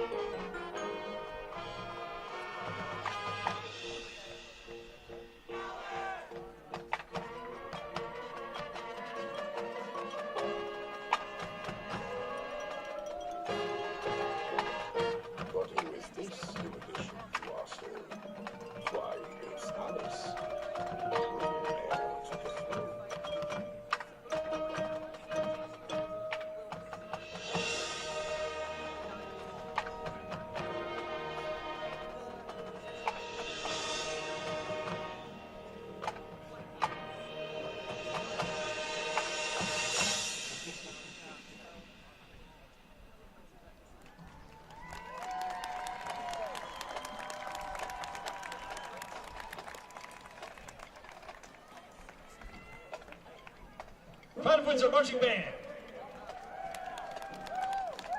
Pride of Windsor Marching Band is under the direction of Megan Munoz with assistance from Chaz May, Brandon Brecky, Javier Lopez, Kat Lucas, Lily Pastel, Adam Rojas, and Ever Cyrock.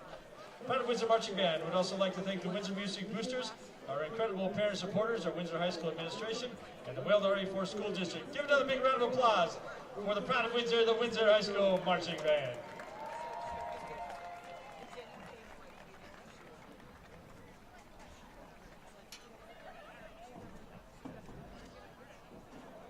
Good luck to our class for our marching band as they will compete on Monday, October 31st at the Class 3A Marching Band State Championships. It's the Colorado Band Masters State Competition. Again, congratulations and good luck on Monday, October 31st at the Colorado Band Masters State.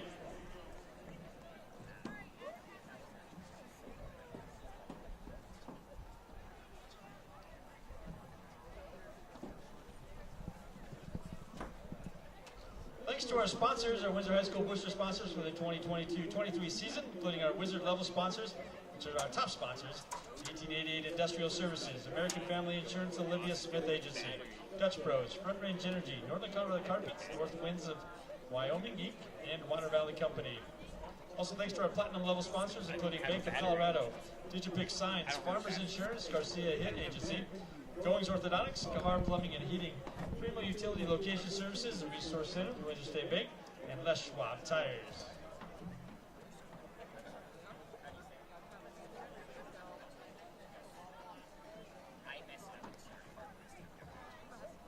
Update in the first game of the World Series, Houston and Philadelphia. Houston had a 5-0 lead.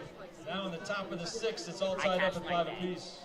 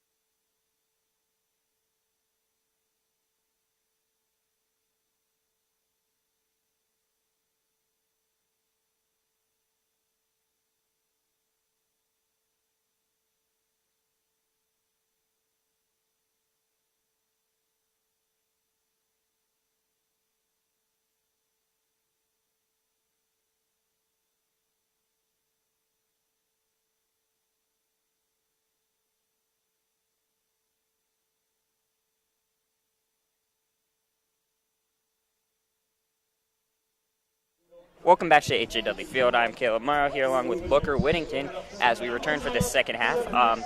Windsor Wizards 7 and the Warriors 7. Wizards scored on a 28-yard rushing touchdown from Chase Thomas on their first drive. Were unable to score since then. Jack Gustafson throwing 2 interceptions. As this is a big run back to start for Grand Junction all the way down to the 43-yard line. So a big kick return as the Wizards defense takes the field. But Chase Thomas getting a 28-yard touchdown rush on the first drive. Since then, the Wizards have turned the ball over twice and been unable to score since that play, tying up the game with a rushing touchdown. Later in the game was Santana Martinez with a rushing touchdown for Grand Junction, which leaves us at the score of 7-7. So as it gets colder into the night, we are in the second half. Big game, big playoff implications in this one. So Wizards and Grand Junction we are set for an exciting finish here as Hickey takes the snap for the first play from scrimmage. Gain of 2. Good stop from the Wizards on that play.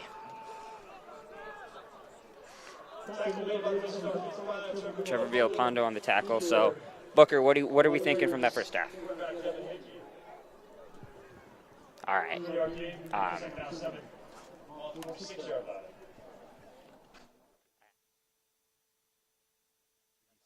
You have to. So I can.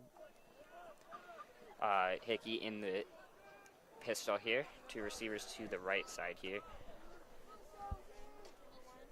Takes the snap. He's going to look to pass. Quick throw, complete. And so good pitch and catch there finds Treviso for a first down. Treviso also got one of the interceptions, so been involved recently as the Warriors quickly move into the Wizards' territory here.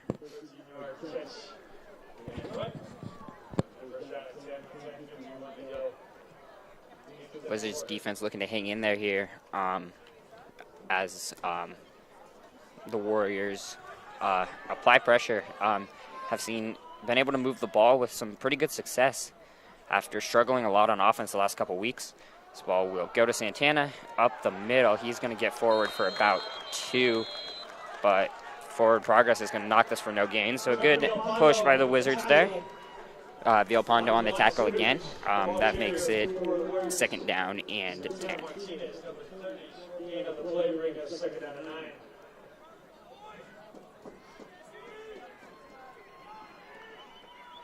But yeah, so we saw Gustafson looked good at the start of the game, but ended the half on back-to-back passing attempts being interceptions, so that definitely hurts his confidence. A couple throws kind of just in traffic, as this will be another handoff for Santana.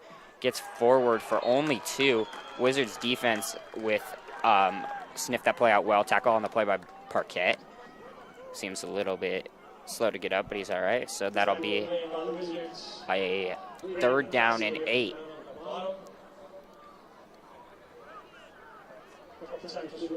This is the Warriors have had a lot of success on 3rd downs today, just able to convert on 3rd down at a pretty high percentage.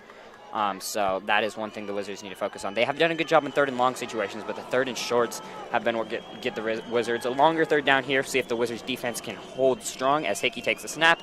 He's going to hand it off up the middle for Santana, who breaks some runs and is very close to a first down. It looks like he's going to pick it up. So they go to a draw play on 3rd and 8, and it is successful, picking up the first down as Santana.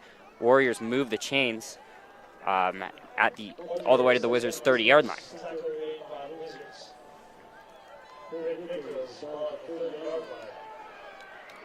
So Warriors continue to move the ball well to start this half. Saw some good ball movement when they had the time. They were just taking clock off very well.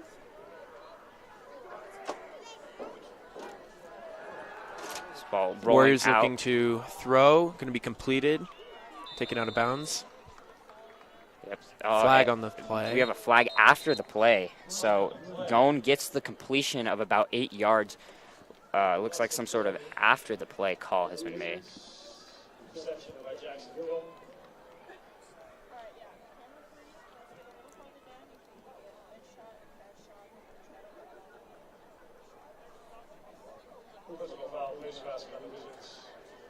Face mask is the call, so that's a crucial penalty that'll give the Warriors a first down and an additional 15 yards as they continue to march down the field.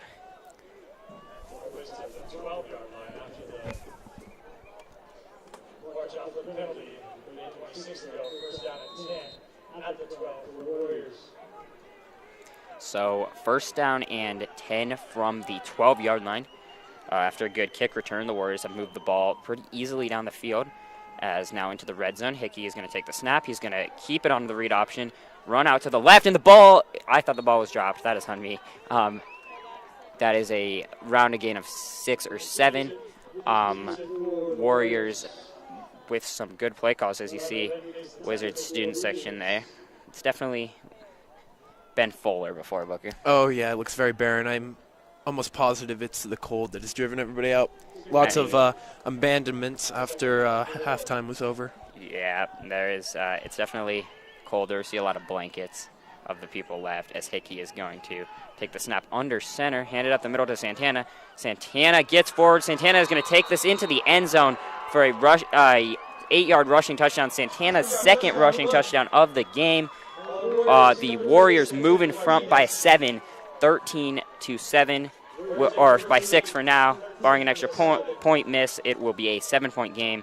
So, big run there from Santana. Great first drive from the Warriors as they just march right down to and get this ball in the end zone. Santana gets his second rushing touchdown of the game, and this score will move to 13-7 and now 14-7. So, quick 5-minute touchdown drive as we have another flag after the play.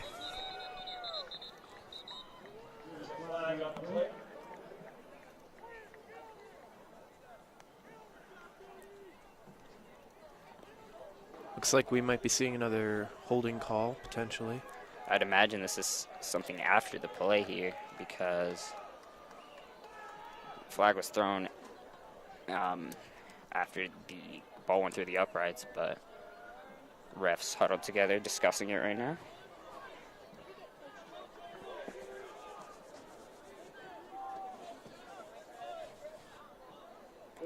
It is going to be a personal foul, but this will go against the Warriors, so that'll make this kickoff have to be longer. So it looks like they will be kicking this ball from the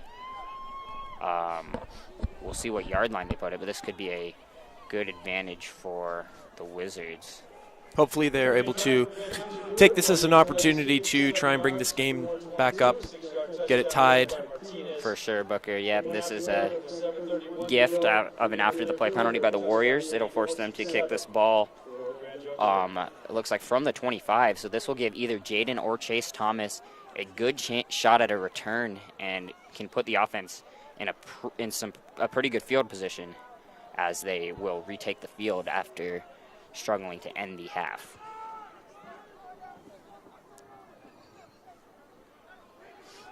So from the 25, this kick is where this kick will come from. Kicking off on the play will be Antonio Antancios, the running back.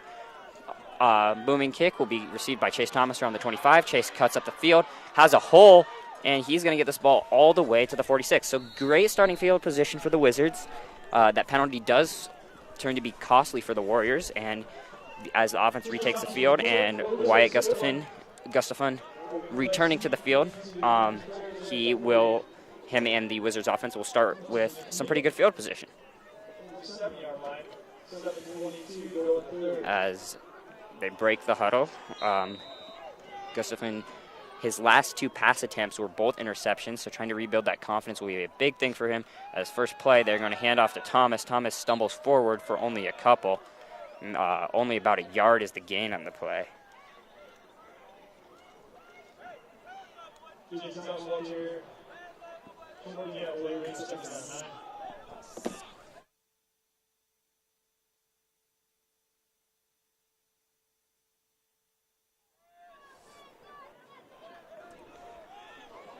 Gustafson lines up in the pistol again. Jaden Thomas behind him. Second low snap of the game. Third, actually. Third low snap of the game. Gustafson is able to make something out of nothing. Gain 2 there. Sets up a 3rd down and 7 from midfield for the Wizards offense. We'll see if Gustafson will be asked to throw here. A lot of these tough situations that Gustafson is being put in seemingly caused by the stress that these low snaps are giving him. That having definitely to recover and bounce back from it. Yep, definitely could be part of it. Of course, also his first start. A lot going on for him. They're going to go to the handoff here. Jaden Thomas takes it. He gets the first down, makes a move all the way to the 37-yard line. So Wizards go to the draw, catch the defense off guard. Jaden Thomas is able to move the chains as the Wizards pick up a first down.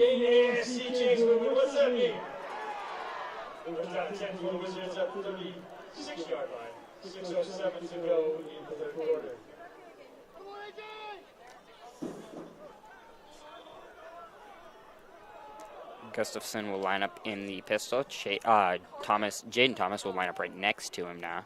So he takes the snap, hands it to Jaden, moves up the left side, keeps moving forward all the way to about the 31. So a solid 5-yard run there as the Wizards offense is finally gaining back some momentum here. As probably a big part of that, Booker, thanks to the good field position they got off that kick. Absolutely. See the Wizards also maybe more of a sense of urgency, first time trailing in this game, trying to move this ball a little bit better as Gustafson takes the snap, quickly gives it to Thomas again. Thomas makes a move, picks up the first down and a little bit more all the way to the 21. So Wizards running the ball right down their throats, just like Coach Jones said he wanted this team to do. They're coming out and they're executing well as they have this ball right outside the red zone. Wizards definitely trying to pick back up the position that they held early in the game. For sure, yep. That's exactly what Coach Jones said the goal was, and we see him executing now.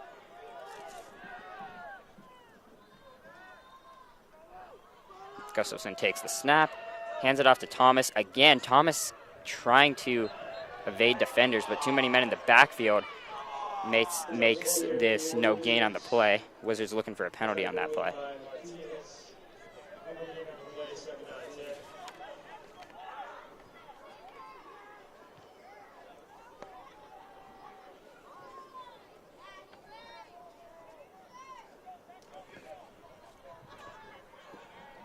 Wizards with a little bit of a long drive of their own, about 4 to 5 minutes already taken off, just running the ball and running the clock down a little bit here, just like we saw the Warriors do a little bit more in that first half.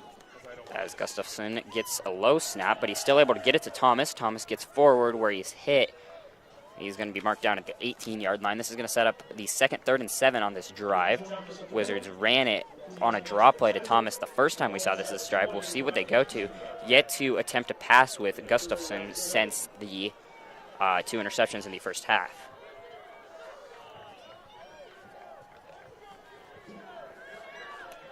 Wizards will put 2 receivers out wide, Chase Thomas and Noah Foth.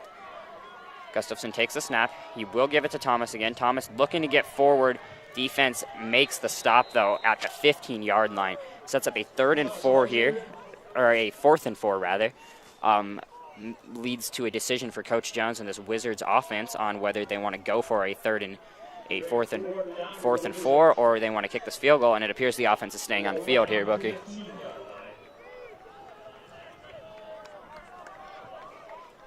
Making the decision to try and pick up the first down and push for the goal. Yep, this is early. We're still in the 3rd quarter, but this is a very crucial point in this game right now as the Wizards going for this 4th down. They'll put 2 fullbacks in front of Thomas and Gustafson. They'll hand it up the middle to Thomas, just power it up the middle. Thomas is not going to get there. So the Warrior defense stands strong and stops the Wizards after having a very promising drive. They're going to be stopped at the 16-yard line, they'll be around the 12-yard line, just about a yard short. See Thomas, they just go to the jumbo set, they go up the middle, power run there, reaches forward just a yard short. Good tackle by the Warriors defense. First hit by Cal Bileu. So now the Wizards defense back on the field, but the Warrior offense will start at the 17-yard line. So not amazing field position. We'll see the Wizards defense can hold strong here as they're bringing the safeties up. No safeties deep right now. Maybe expecting a run here as they are going to get a run. Hickey moving to the left side. Amazing read on that play. Another really good play by Mikey Munn, who's having a very good game here. They bring the safety up on that play, anticipating a run. Mikey Munn makes the great read, gets outside, keeps that gain to a 2-yard gain.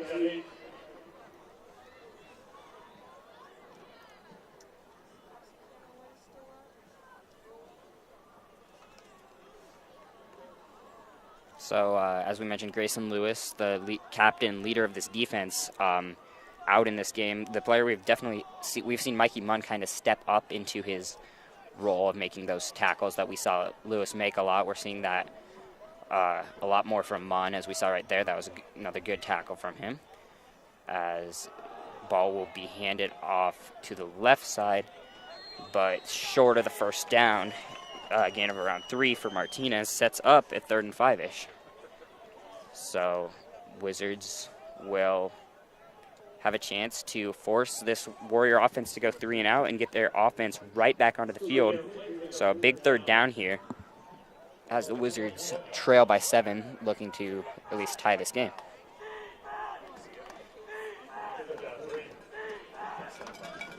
Crowd getting into the game a little, been a little bit quiet since that first drive. Feeling the, obviously this is a very important game for playoff stakes, very important game just overall, so very big play in this game. Crowd trying to get loud, help them out. Hand off will come on the end around, and picking up the first down is Atancio. Atancio picks up the first down around the 30-yard line. So they run that little kind of end around from that tight end position with a quick handoff. Good run by Atancio for the first down, and the Wizards continue to move down. As the Wizards still need to get this ball into the offense's hands, and the Warriors are in no rush. They're going to keep trying to dominate time of possession and run this clock down as they do lead this game. Just take as much time off as they can.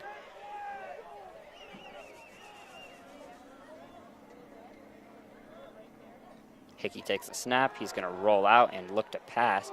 Going to launch this ball down the field on the run. Ball is caught, breaking a tackle all the way to the 21-yard line. So a really good throw on the run from Hickey right there. Jackson Gone, the leading receiver, on the catch. So good throw and catch, throw on the run by Hickey.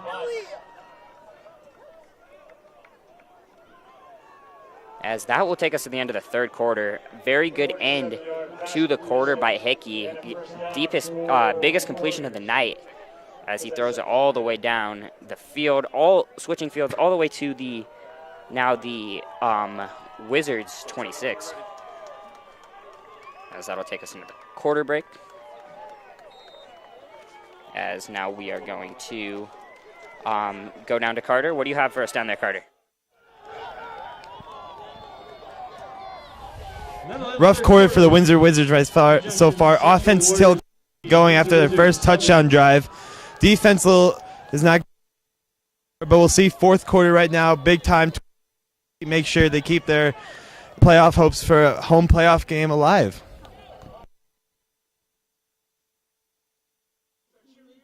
Thank you, Carter. That is true. This is a very important game for the Wizards. As I do want to give a quick shout out to Ethan Raggets for tuning into this game. But the Wizards with a big stop. They really want to somehow try to stop the Warriors from scoring, ideally hold them to a field goal, but definitely not looking great for the Wizards. That was a big pass completion by the Warriors.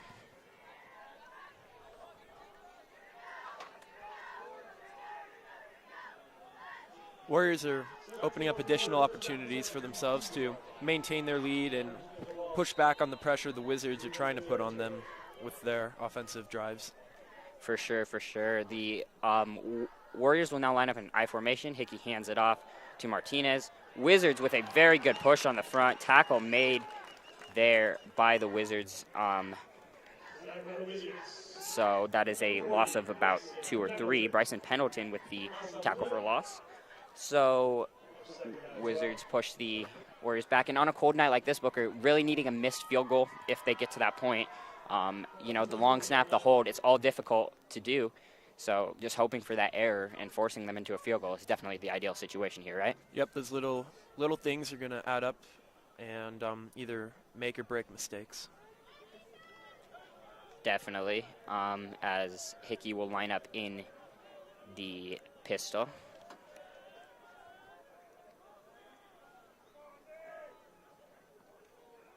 Hickey throws left side complete. Tackle made immediately by Taylor. So good job to limit that play by Taylor. This will set up a 3rd down and about 7. Really big play in this game. Pass was complete to Treviso. As this is a really big 3rd and 7 for the Wizards. Really need a stop here. Force them into a field goal attempt and hope that you're able to force a miss on that somehow. But really big defensive stop to stop the bleeding and stop the Warriors from continuing to run down this clock.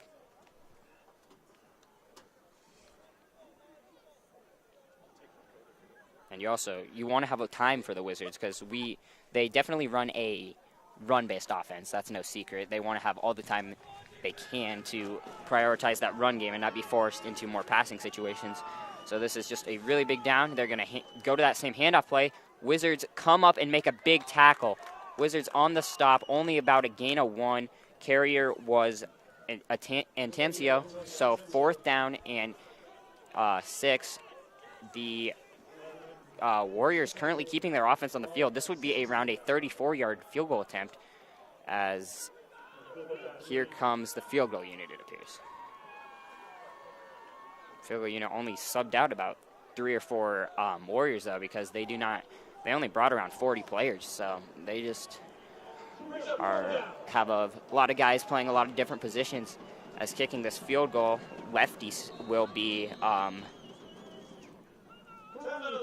there'll actually be a timeout first. It looks like taking the field goal was going to be River Westcott, their kicker.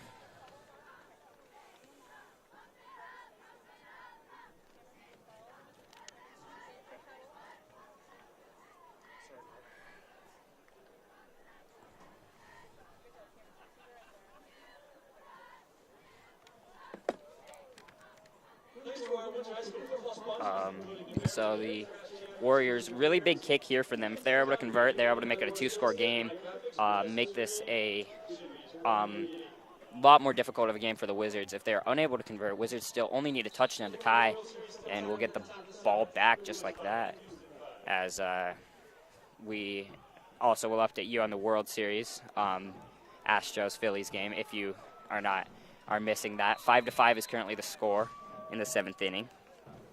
But it does appear to, it looks like okay, so Grand Junction does not have enough faith in their kicker from 34 yards. They're going to be lining up for this 4th down. Under center is Hickey. He'll fake the handoff, roll out. Hickey throws the ball. It's batted down and incomplete. The Wizards make a big stop and get the ball back on offense, only needing 7 to tie this game. So big defensive stand by the Wizards puts them in a position to maybe tie this game up, Booker. Definitely a very impressive play there by the Wizards defense, able to prevent the 1st down attempt by the Warriors.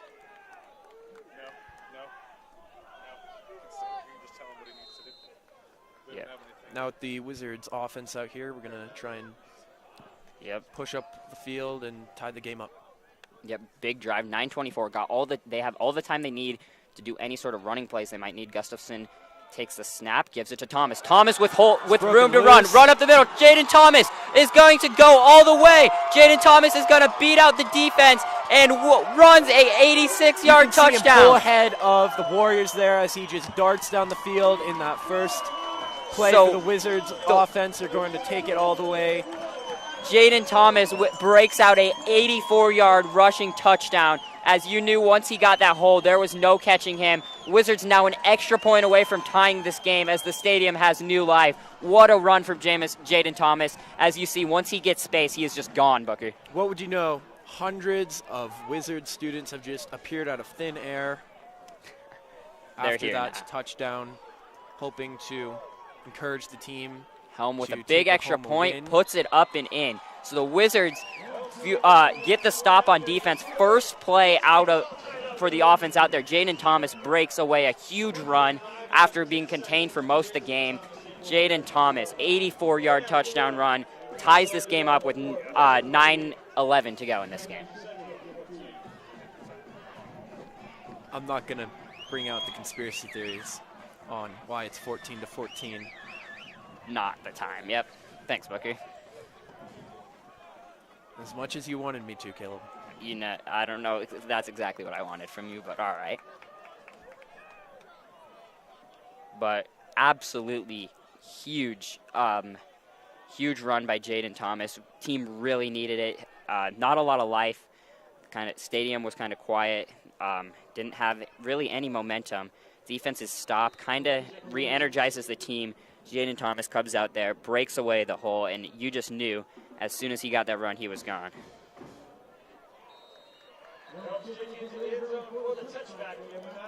Touchback for the Warriors.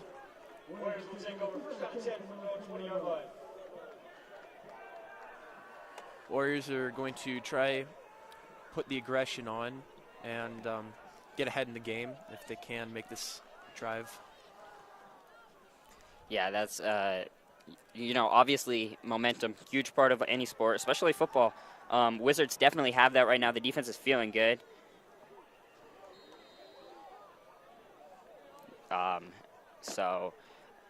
Warriors they do have the ball right now, but the Wizards, the crowd is re-energized. Everyone's into it.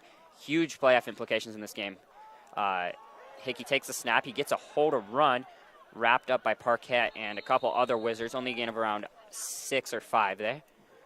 So I'd say the Warriors are probably going to try and break up the pace of the game right now and get the Wizards to, sizzle down a little bit so that when or if the Wizards offense comes back on, they're going to be put down a little bit after that touchdown. Yeah, as we've seen all game, the Warriors haven't been a rushing team much all season, but they have been trying to run this ball on the Wizards offense. And, 8 minutes left, they might want to just try to run this clock, do all they can to run down the field. As Martinez gets a run here, but we do have a flag on the backside, so we might have a holding call here. Martinez on the pitch did pick up the first down and more, but this is very likely going to be moving back.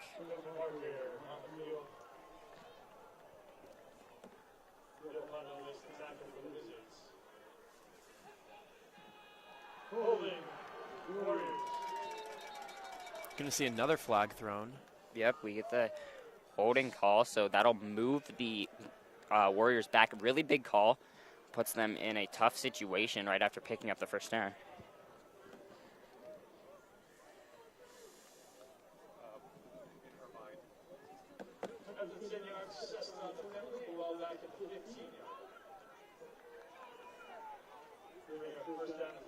First and 15 will now be the down and distance.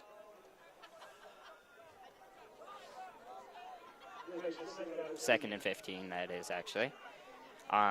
So the Wizards will try to take advantage of this, making it second and 15.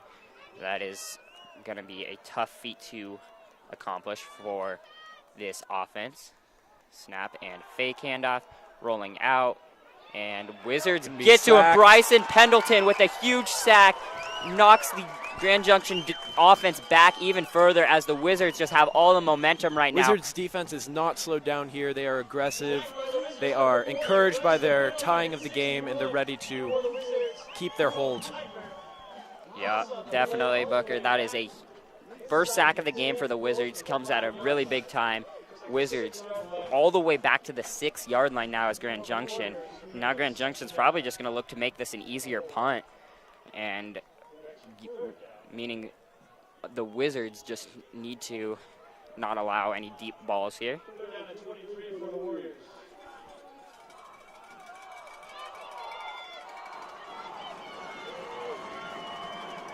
Crowd gets loud. This is a big play for the Wizards, looking to get the ball back. Hickey takes the snap. He is going to give it on a draw to Martinez. Martinez has some room to run, but the Wizards are able to swarm him around the 14-yard line, forcing a 4th down and forcing that punt. So the Wizards' defense comes up huge. Big play being the sack by Bryson Pendleton. And now, just like that, the Wizards' offense is going to get this ball back with plenty of time to run their offense. As you see the Warriors, they just try to get some more room for their punter, make this a easier punt. As here it comes, punt end over end. Fair catch called by Jaden Thomas, and the Wizards will have really good field position as the punt did not go too far. Wizards will start this drive at the Grand Junction 42. So Windsor Wizards now have a chance to take the lead with a field goal or a touchdown. Gavin Helm, of course, one of 3-star kickers. So definitely are pretty good at that kicker position. If they need a longer kicker, they may be able to take that. As we saw, the Warriors weren't taking a field goal from around 33 yards. So Wizards might have that luxury, though, as Gustafson takes the snap. He'll give it to Thomas. Thomas to the left side. He's tripped up after a gain of about 3. So coming into the game, a big story was Brady Litovsky, the starting center, having an injury on his snapping finger, having to snap with his non-dominant hand. We have seen a lot of snaps be offline. Not a lot, but a good amount. But the Wizards, Gustafson, had a lot of credit to him. He has done a really good job at handling those snaps, and it hasn't caused too many errors.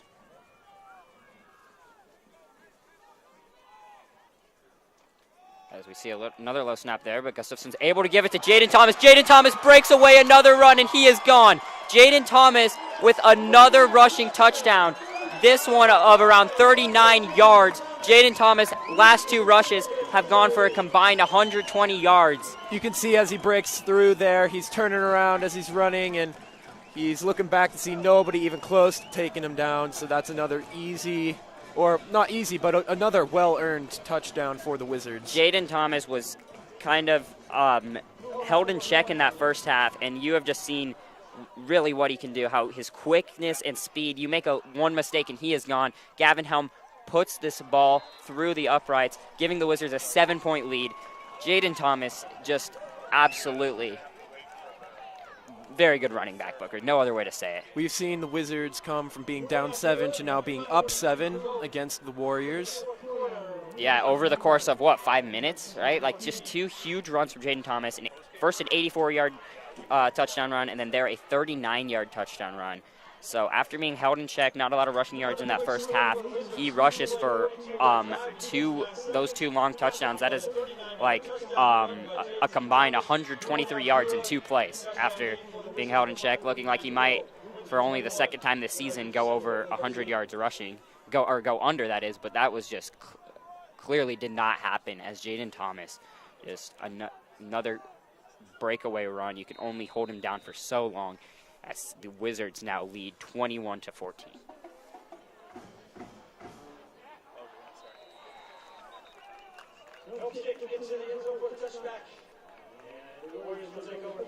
So now the Warriors do have they do have 5 minutes and 49 seconds, 2 timeouts. They have plenty of time to move down the field. They need 80 yards to the end zone for a potential game-tying touchdown.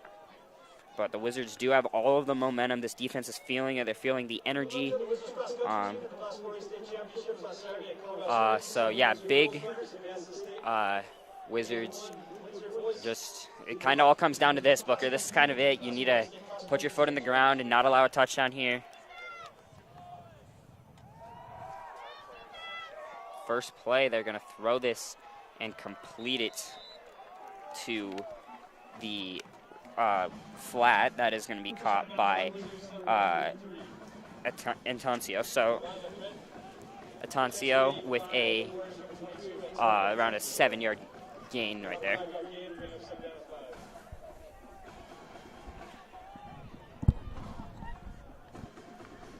Wizards really looking to come up with a stop. 5:43 to go. Defense has played a pretty sound game so far, but Hickey takes this snap. He's going to fake the handoff, read option. Hickey takes it up the middle, fights, and is going to pick up this first down to the 35-yard line. So running game, read option play with some success there for this Warriors offense, as we've seen more running than we may have expected from this offense today. The Warriors are definitely feeling the pressure that the Wizards are applying to them and are kind of scrambling to try and get their foot back in the game, try and pick up a tie, and then hopefully get back in the lead for them. Wizards are not really letting that happen, though. They're trying to keep their defense up, maintain their lead. For sure, as we see 3 receivers to the left side here for Hickey, none to the right, so he's going to maybe change the play here. Gives a call. He's going to take the snap. It's going to be a design QB run, but amazing play by the Wizards defense. But Hickey not whistled down yet. Hickey was spun around, never a whistle. He pops back up and rushes for the first down. So Braden Nichols gets to him, spins him down. Looks like he was down, but he got back on his feet. Knee never hit, whistle never blew. So Hickey able to stay up with a big run, pick up another first down to the 48-yard line.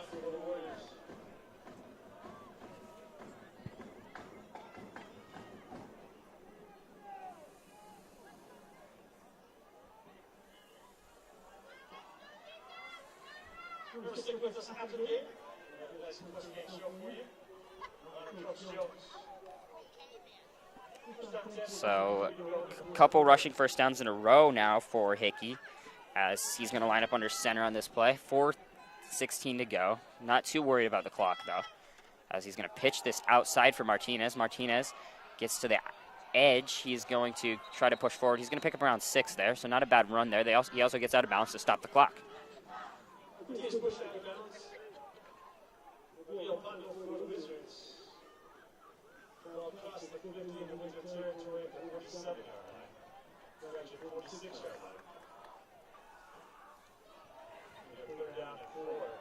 So we do have now a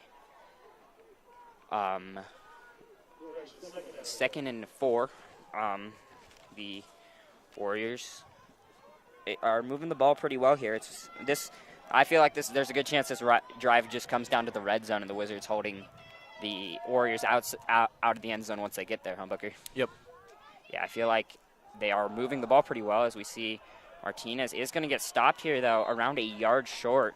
So Wizards defense comes through there, makes it a 3rd down and 1.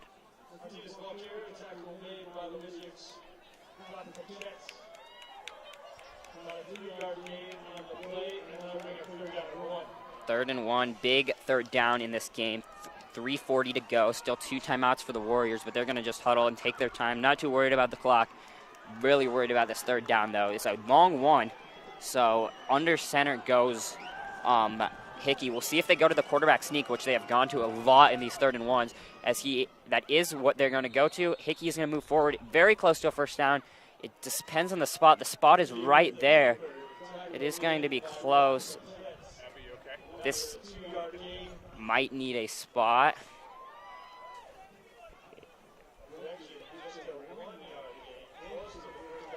They're going to call him short, or they're going to measure it. So very close. It does look like they are a little short, though. So this could be a very crucial 4th and inches here as soon as they measure it. But it is right there. Going to be a very close spot, but it does appear that he is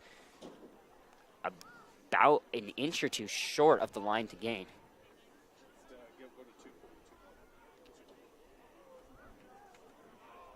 Football is right there. Yep, he is around 2 inches short, Booker. So 4th and just 2 inches. You know, they're probably a lot of inches. 2 inches short? 2 inches short. Is that the story of your life? What? Nothing. Being short? No. No. I'm pretty tall. Never mind. Anyway, very big 4th down here. We saw that go to Martinez on the run on the first play. Only about 2 inches needed. We are going to see Hickey go down under center, I don't know if Huge they'll be able play. to make it. This is a lot of distance they need to cover for the first down. Hickey is going to QB sneak it. Wizards get a push. He is going to be spotted short. He went backwards. The Wizards look like they're going, based off the initial spot, looks like they stopped Hickey, but spot is unclear yet. They might need another measurement, but I think he's short. They're going to measure it again, but based off that spot, he definitely looks short. As we see here, like I said, 2 inches, that's an insane amount of distance to have to cover, and I'm not at all surprised that they didn't manage to make it. Most people expected a QB sneak there, but you see the Wizards front just got the push. Offensive line did not move that front at all, as he's probably going to be short. Let's look at the spot. Yep, it is short. The Wizards celebration as it is short.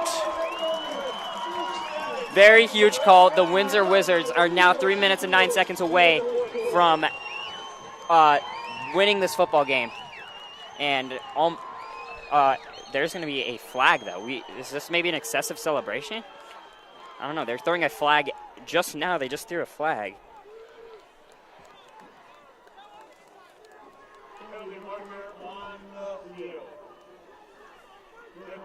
It is unsportsmanlike conduct, but on Grand Junction. So the Wizards. So not the celebration, but so it not was the celebration. The painful anger of, I don't know what a good word for it is, sadness, I suppose. They just threw another flag. Third flag. Maybe the coaches are getting on the refs a little too much. I don't know, but they just threw another flag from Grand Junction. So these are really very, very tight tensions right now. If this is another Grand Junction flag and they give him another 15 yards, then that is just going to be. We might just penalty our way to a touchdown. That's just a mistake you shouldn't make. Another one. They're just going to keep moving this ball. Let's keep them rolling. Come on, bring us all the way. Bring us a third one. They're not going to bring us a third one, but just that just gave the Wizards 30 yards. The Warriors were still in this game. Wizards still needed to get a first down or two. They could have stopped them, had 2 timeouts still, but those 2 mistakes, bringing the Wizards near field goal range already, just out on sportsmanlike conduct is just really a mistake you should not make. Yeah, I was really expecting it to be called on the Wizards there for their you would think so, right? Because they're the ones celebrating, but no. And not only just 1, but 2. So you got to imagine this is definitely a run. It is. They'll go to Thomas. Thomas only able to get a yard, but that's fine because Wizards just need to take some clock off, and a Gavin Helm field goal can all but seal this game.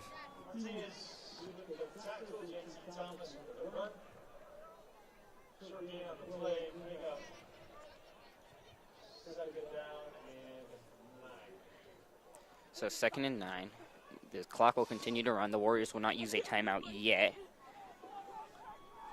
But, just those mistakes. I believe it was from the sideline. I think it was on the coaching staff, actually, of the Warriors. So just really big mistake. As Gustafson will take this snap. He'll hand it off to Thomas. Thomas gets the edge. Chase Thomas picks up this first down and goes out of bounds, but not before he's down to the 5-yard line. So a big run from Chase Thomas gets the Wizards a first down and near the end zone, and a touchdown definitely seals this game. As you see Thomas just get that edge. A flag is thrown. This is another dead ball foul. We'll see what they call here. Something, I imagine. You think this is going on Grand Junction again, or you think they're going to get the Wizards? You know, if I were to flip a coin, I'd say 50-50 between Wizards and Grand Junction. Fair. Got to respect that, I guess. There's the off chance that the coin lands on its side, and it's neither.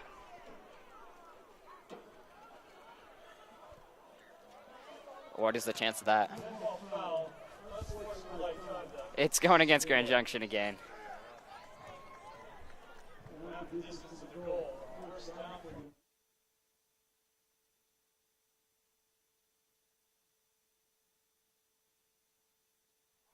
So Grand Junction right there gets their 3rd unsportsmanlike conduct, and Martinez has just been ejected from this game, I believe. We saw some not the best finger being given to the Windsor student section from Grand Junction, as we have, I believe, it's the running back with 2 touchdowns, Martinez, is, I believe, the one who got ejected. But now the coach is on to talk with the ref. Grand Junction's going to use a timeout here, so they're just going to use their timeout while the clock has already stopped. As you can see, Grand Junction's kind of just going out now. Who would like to Florida State cross country team, or as they go to the Florida State champions? Kendall Bach, Maggie Bush, Gianna Cummings, Lady Kitts, David Shaver, and Kate Steele. Will Mazarana advance to the boys team. So good luck, Wizards cross country team, class Florida State cross country state championship. Congratulations to the WHS softball team as the Wizards were regional champions. So yeah, just definitely seeing not the best way to go out if you're Grand Junction, you know. A lot of unsportsmanlike Definitely calls. not the most graceful way to go out, Not the most graceful way to go out. Yeah, we saw 3 unsportsmanlike calls help assist the Wizards go down the field, and then they just used a timeout while the clock was already stopped to get control of their players, and it's just definitely going out here, huh? Yep.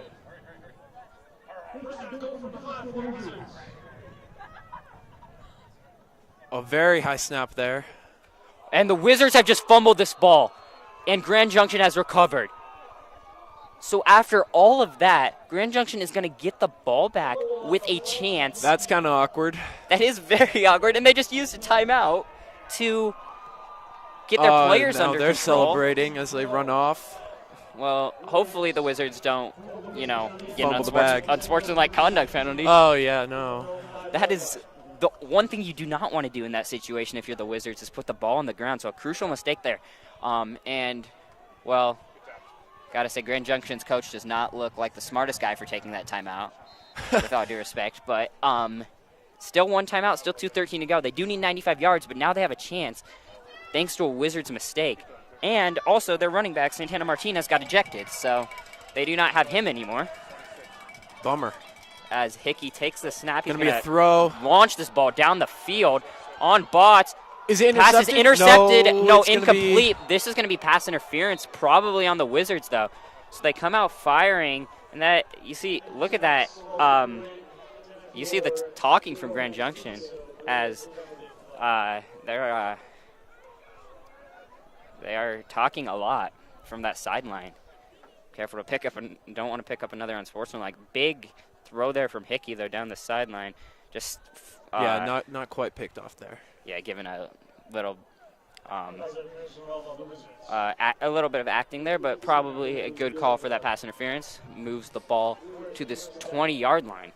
So very interesting final 3 or 4 minutes here. We got, or at least let's just say fourth quarter, we see Jaden Thomas with breakaway 2 huge runs, and then 3 unsportsmanlike conduct penalties in a row against the Grand Warriors. Junction.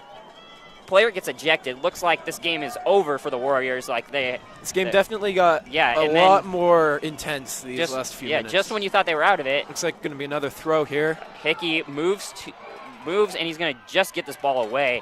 Incomplete. Wizards pressuring the play. But yeah, just as you think, the Wizards got this one. They're at the 5-yard line. As long as they don't turn the ball over, they're fine. Wizards put the ball on the ground, and Warriors without their starting running back too now. Because he got ejected after the unsportsmanlike conduct penalties. So, and really that fumble was very high-low after that very high snap. Yeah, to jump up to even catch it, and then led to the fumble. That definitely was a part of that. That's been kind of a problem for most of this game. Of course, Lutovsky snapping with inconsistency. To be expected, though, snapping with the non-dominant hand. Yeah, but I'd say overall, for that being the case, the Wizards have definitely been able to perform even through that. I definitely think so, yeah. Gustafson's done a great job of controlling those snaps. Snap is to Hickey. Hickey over in the middle, completes this pass, and good move. Just weaving through the defenders. James Jackson Gone gets the completion. Clock stops at 150 to move the chains. quickly up to the line are the Warriors. So, you know, they still need a touchdown. They still do need 65 more yards, but just the fact that they even have a chance in this game after all they've been through is kind of crazy.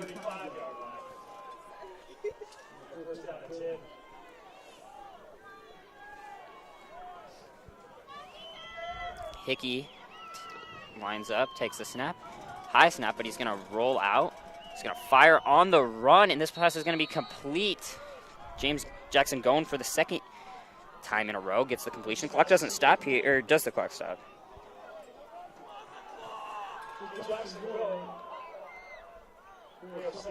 Clock is still running.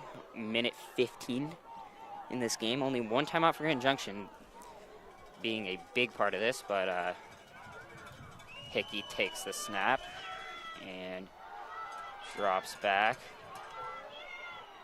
Moving around Looking here. for someone, has all the time. No one's open. Not a bad ball there, but that ball is incomplete. Really good coverage from the Wizards. Taylor there in coverage of Treviso. So 3rd down and 8 now. Or 3rd down and 3 make it.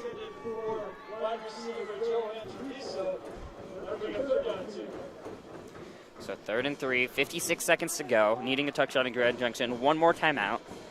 Big 3rd down right here in a very action-packed 4th quarter after a little bit of a slower first half. We have seen unsportsmanlike conducts, fumble, 2 huge touchdown runs. Everything you could want in a football game and more as Hickey takes the snap in a huge 3rd down and 3 situation. Hickey takes the snap. He looks, has a lot of time, rolls out, fires this ball, intercepted by the Wizards. The Wizards intercept the ball.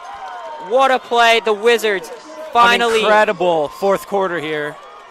Like you were just saying, everything. Everything you could have fumbles, expected. Touchdowns. And right when you say that, Henry Jones picks off Hickey to seal this game for the Wizards. So, yeah, we've seen it all in this 4th quarter. Wizards defense comes through one more time and secures this win for the Wizards. What a interception by Henry Jones, and you couldn't ask for it at a better time. Hickey, we've seen him throw on the run all night. Not too comfortable in the pocket. He rolls out,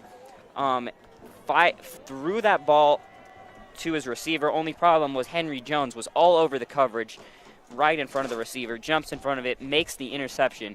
Now the Wizards can line up in victory formation and secure this win. But the Wizards, it wasn't necessarily the most pretty thing, but the Wizards are going to walk out of here with a win by the score of 21-14 against Grand Junction.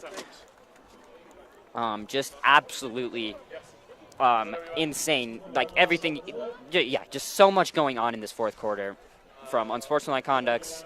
Thought both teams were out of it, and just the Wizards come up with the big play for the interception to seal the game. One more kneel should do it, as Gustafson will kneel this ball. The Windsor Wizards take the win and will now have a good chance at a home playoff game, pending the rankings. Score of 21-14. Absolutely incredible game of football, Caleb. Oh, for sure. You know, especially towards the end. Just, you know, ejections too. Just everything was happening. Anything interesting that could happen almost happened. Windsor moves to 3-1 in league play, 6-4 overall. Grand Junction falls to 3-7 overall, 1-3 in league play. So very big win here from the Wizards as they shake hands with Grand Junction. Really big win was needed. Maybe a home playoff game now, which you will see on the next week on the Windsor Wizard Broadcasting Network. If that is to happen, we obviously hope it does. But not for sure. Just all depends on the rankings. We will have post-game interviews, so make sure to stay tuned. Carter Priest will talk with coaches and players. But yeah, as we recap this game, the Windsor Wizards start the game on the first drive with a rushing touchdown for Chase Thomas, 28 yards. The Warriors answered with a 8-yard touchdown run for Martinez. Santana Martinez gets the rushing touchdown.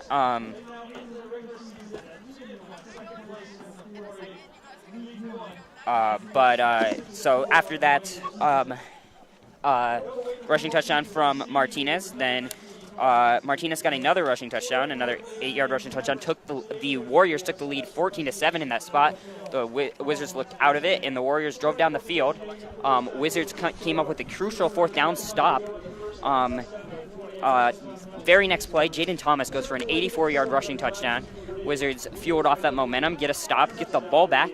And very next play, another rushing touchdown from Jaden Thomas. Next time they're on offense, 36 yards on the next one, or 39 make it. Made the score 21-14. The Grand Junction started to drive down the field. Then they turned the ball over on downs, unable to pick up a 4th and inches, giving the Wizards the ball back, which led to anger from the Grand Junction sideline, and not 1 but 2 unsportsmanlike conduct penalties were called. After that was called, the Wizards got the ball down to the 5-yard line when another Grand Junction unsportsmanlike conduct was called, this one resulting in Santana Martinez getting ejected from the game. But then the very next play, after the Warriors used a timeout, right when it seemed like the game was over, the Wizards put the ball on the ground for a fumble. So the Wizards, and it was recovered by the Warriors at the 5-yard line. Looked like the Warriors might have a chance to move the ball. They were moving the ball down the field. It looked like they might have a chance to get the touchdown when Henry Jones came up with the game-sealing interception, and that is going to be your game recap. But, yeah, very slow first half. Action picked up here in the second half, and just a good game, Booker. Absolutely incredible. Yep. As soon as the coaches are done talking with the players, we'll have a coach and player interview. As the student section is getting ready to run onto the field as soon as they are permitted. If you're lucky, the interview will feature a football coach and a football player. If you're unlucky, it might be a volleyball coach and a baseball player. Or maybe just, a random guy sitting outside the stadium. But who knows? Either maybe way. That's a segment we should do.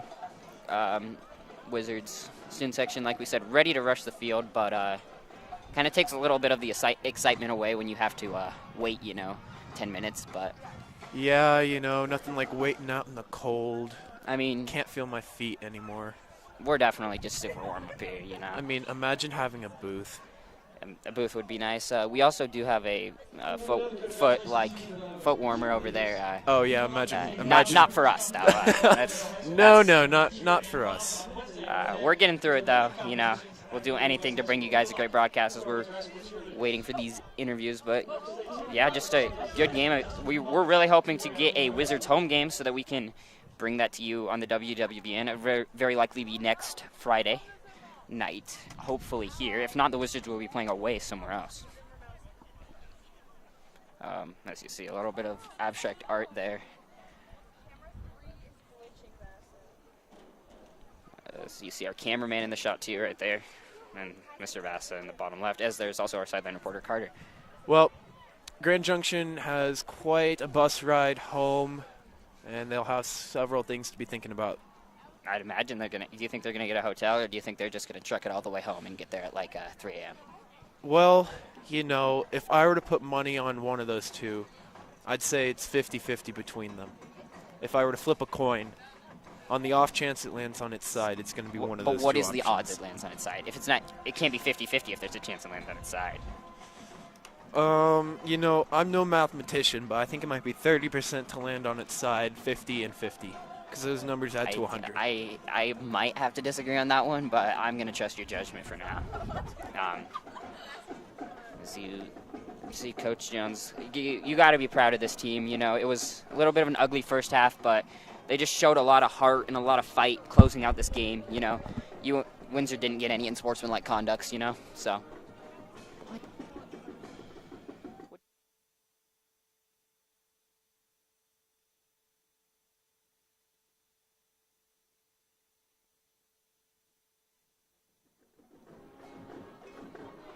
But yeah, Coach Jones definitely has to be proud of this team. What he saw from just the heart they showed and eking out this win, a lot Wizards of emotions. Definitely wanted it with a burning passion. Yeah, but they also controlled their emotions. No unsportsmanlike conducts like we saw last game from them. We saw a lot of dead ball penalties, kind of killed a lot of their chances, but we didn't see that as much here. Took advantage of some of the Grand Junction mistakes.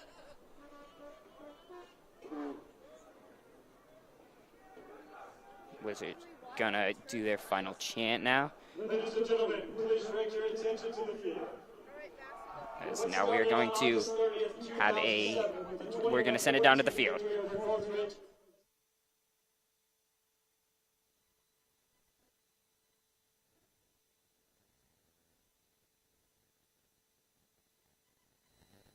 Became the winningest football coach in the history of Windsor High School. Coach Jones' teams have won 113 games while losing just 55, an average of 7.5 wins per season over his 15 years. His tenure has overseen 4 conference championships, as well as twice celebrating state football titles in 2011 and 2015. Numerous players have gone on to collegiate careers under the watchful eye of Coach Jones and his staffs. As any student in the class at WHS or any of the players that have played for Coach Jones would tell you, they are better prepared for the game of life because of the influence that he imparts each and every day at Windsor. Windsor High School Athletic Director Eric Johnson will now present Coach Jones with a commemorative football celebrating this achievement.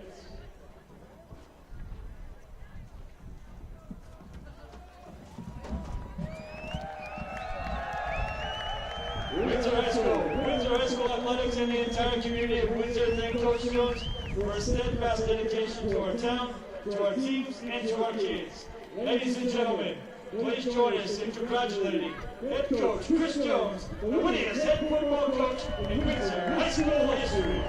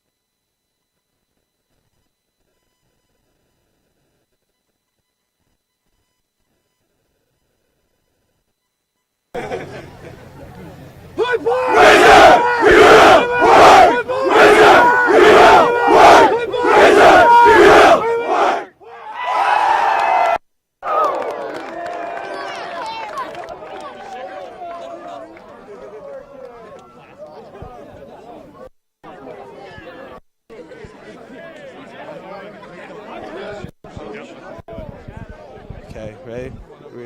Back up. Okay, I guess we're ready. Congrats on being the winningest coach in Windsor football, by the way. Very, very proud achievement right there. So how do you think the team played today? Well, like I said at halftime, we weren't playing fast, we weren't protecting the ball, and that's pretty much what we said at half. And kids came out, we protected the ball, and we got back to what we do on offense, ran the ball hard, played great, gritty defense, and played fast. And it was a great team victory in the fourth quarter. Yeah, how do you get ready for playoffs right now? We just got to work, get back to work, practice next week. And, the great thing is, we get another 168 hours with these guys, and that's the most important thing. I think a lot of people think about winning a game. I look forward to having more time with these guys at practice and for us to impact them and for them to influence us. Yeah, thank you. Jay, I'll start off with you. 2 big touchdowns. What do you see on those plays right there? Saw a huge gateway hole, and have to give the O-line credit for that because I just saw the hole and hit it hard. Used my speed. For sure. Bryson, big sack, a lot of big tackles right there. Big sack. How did you get to that sack right there? Well, we were supposed to be cutting, and so I came out and I was a little bit high, so I pulled him, and he fell down, so I just ran around him and started chasing the quarterback down. For sure. Henry, big pick to seal the game right there. What did you just watch the quarterback size? What happened on that one right there? I just read the play and just was there to make the play. Quarterback threw the ball right to me. Okay, that's all I have, guys. But a big win for Windsor right here, 21-14 against Grand Junction Warriors. Okay, just see it next time. Yeah, bye. Thank you guys so much for watching. His final score of 21-14.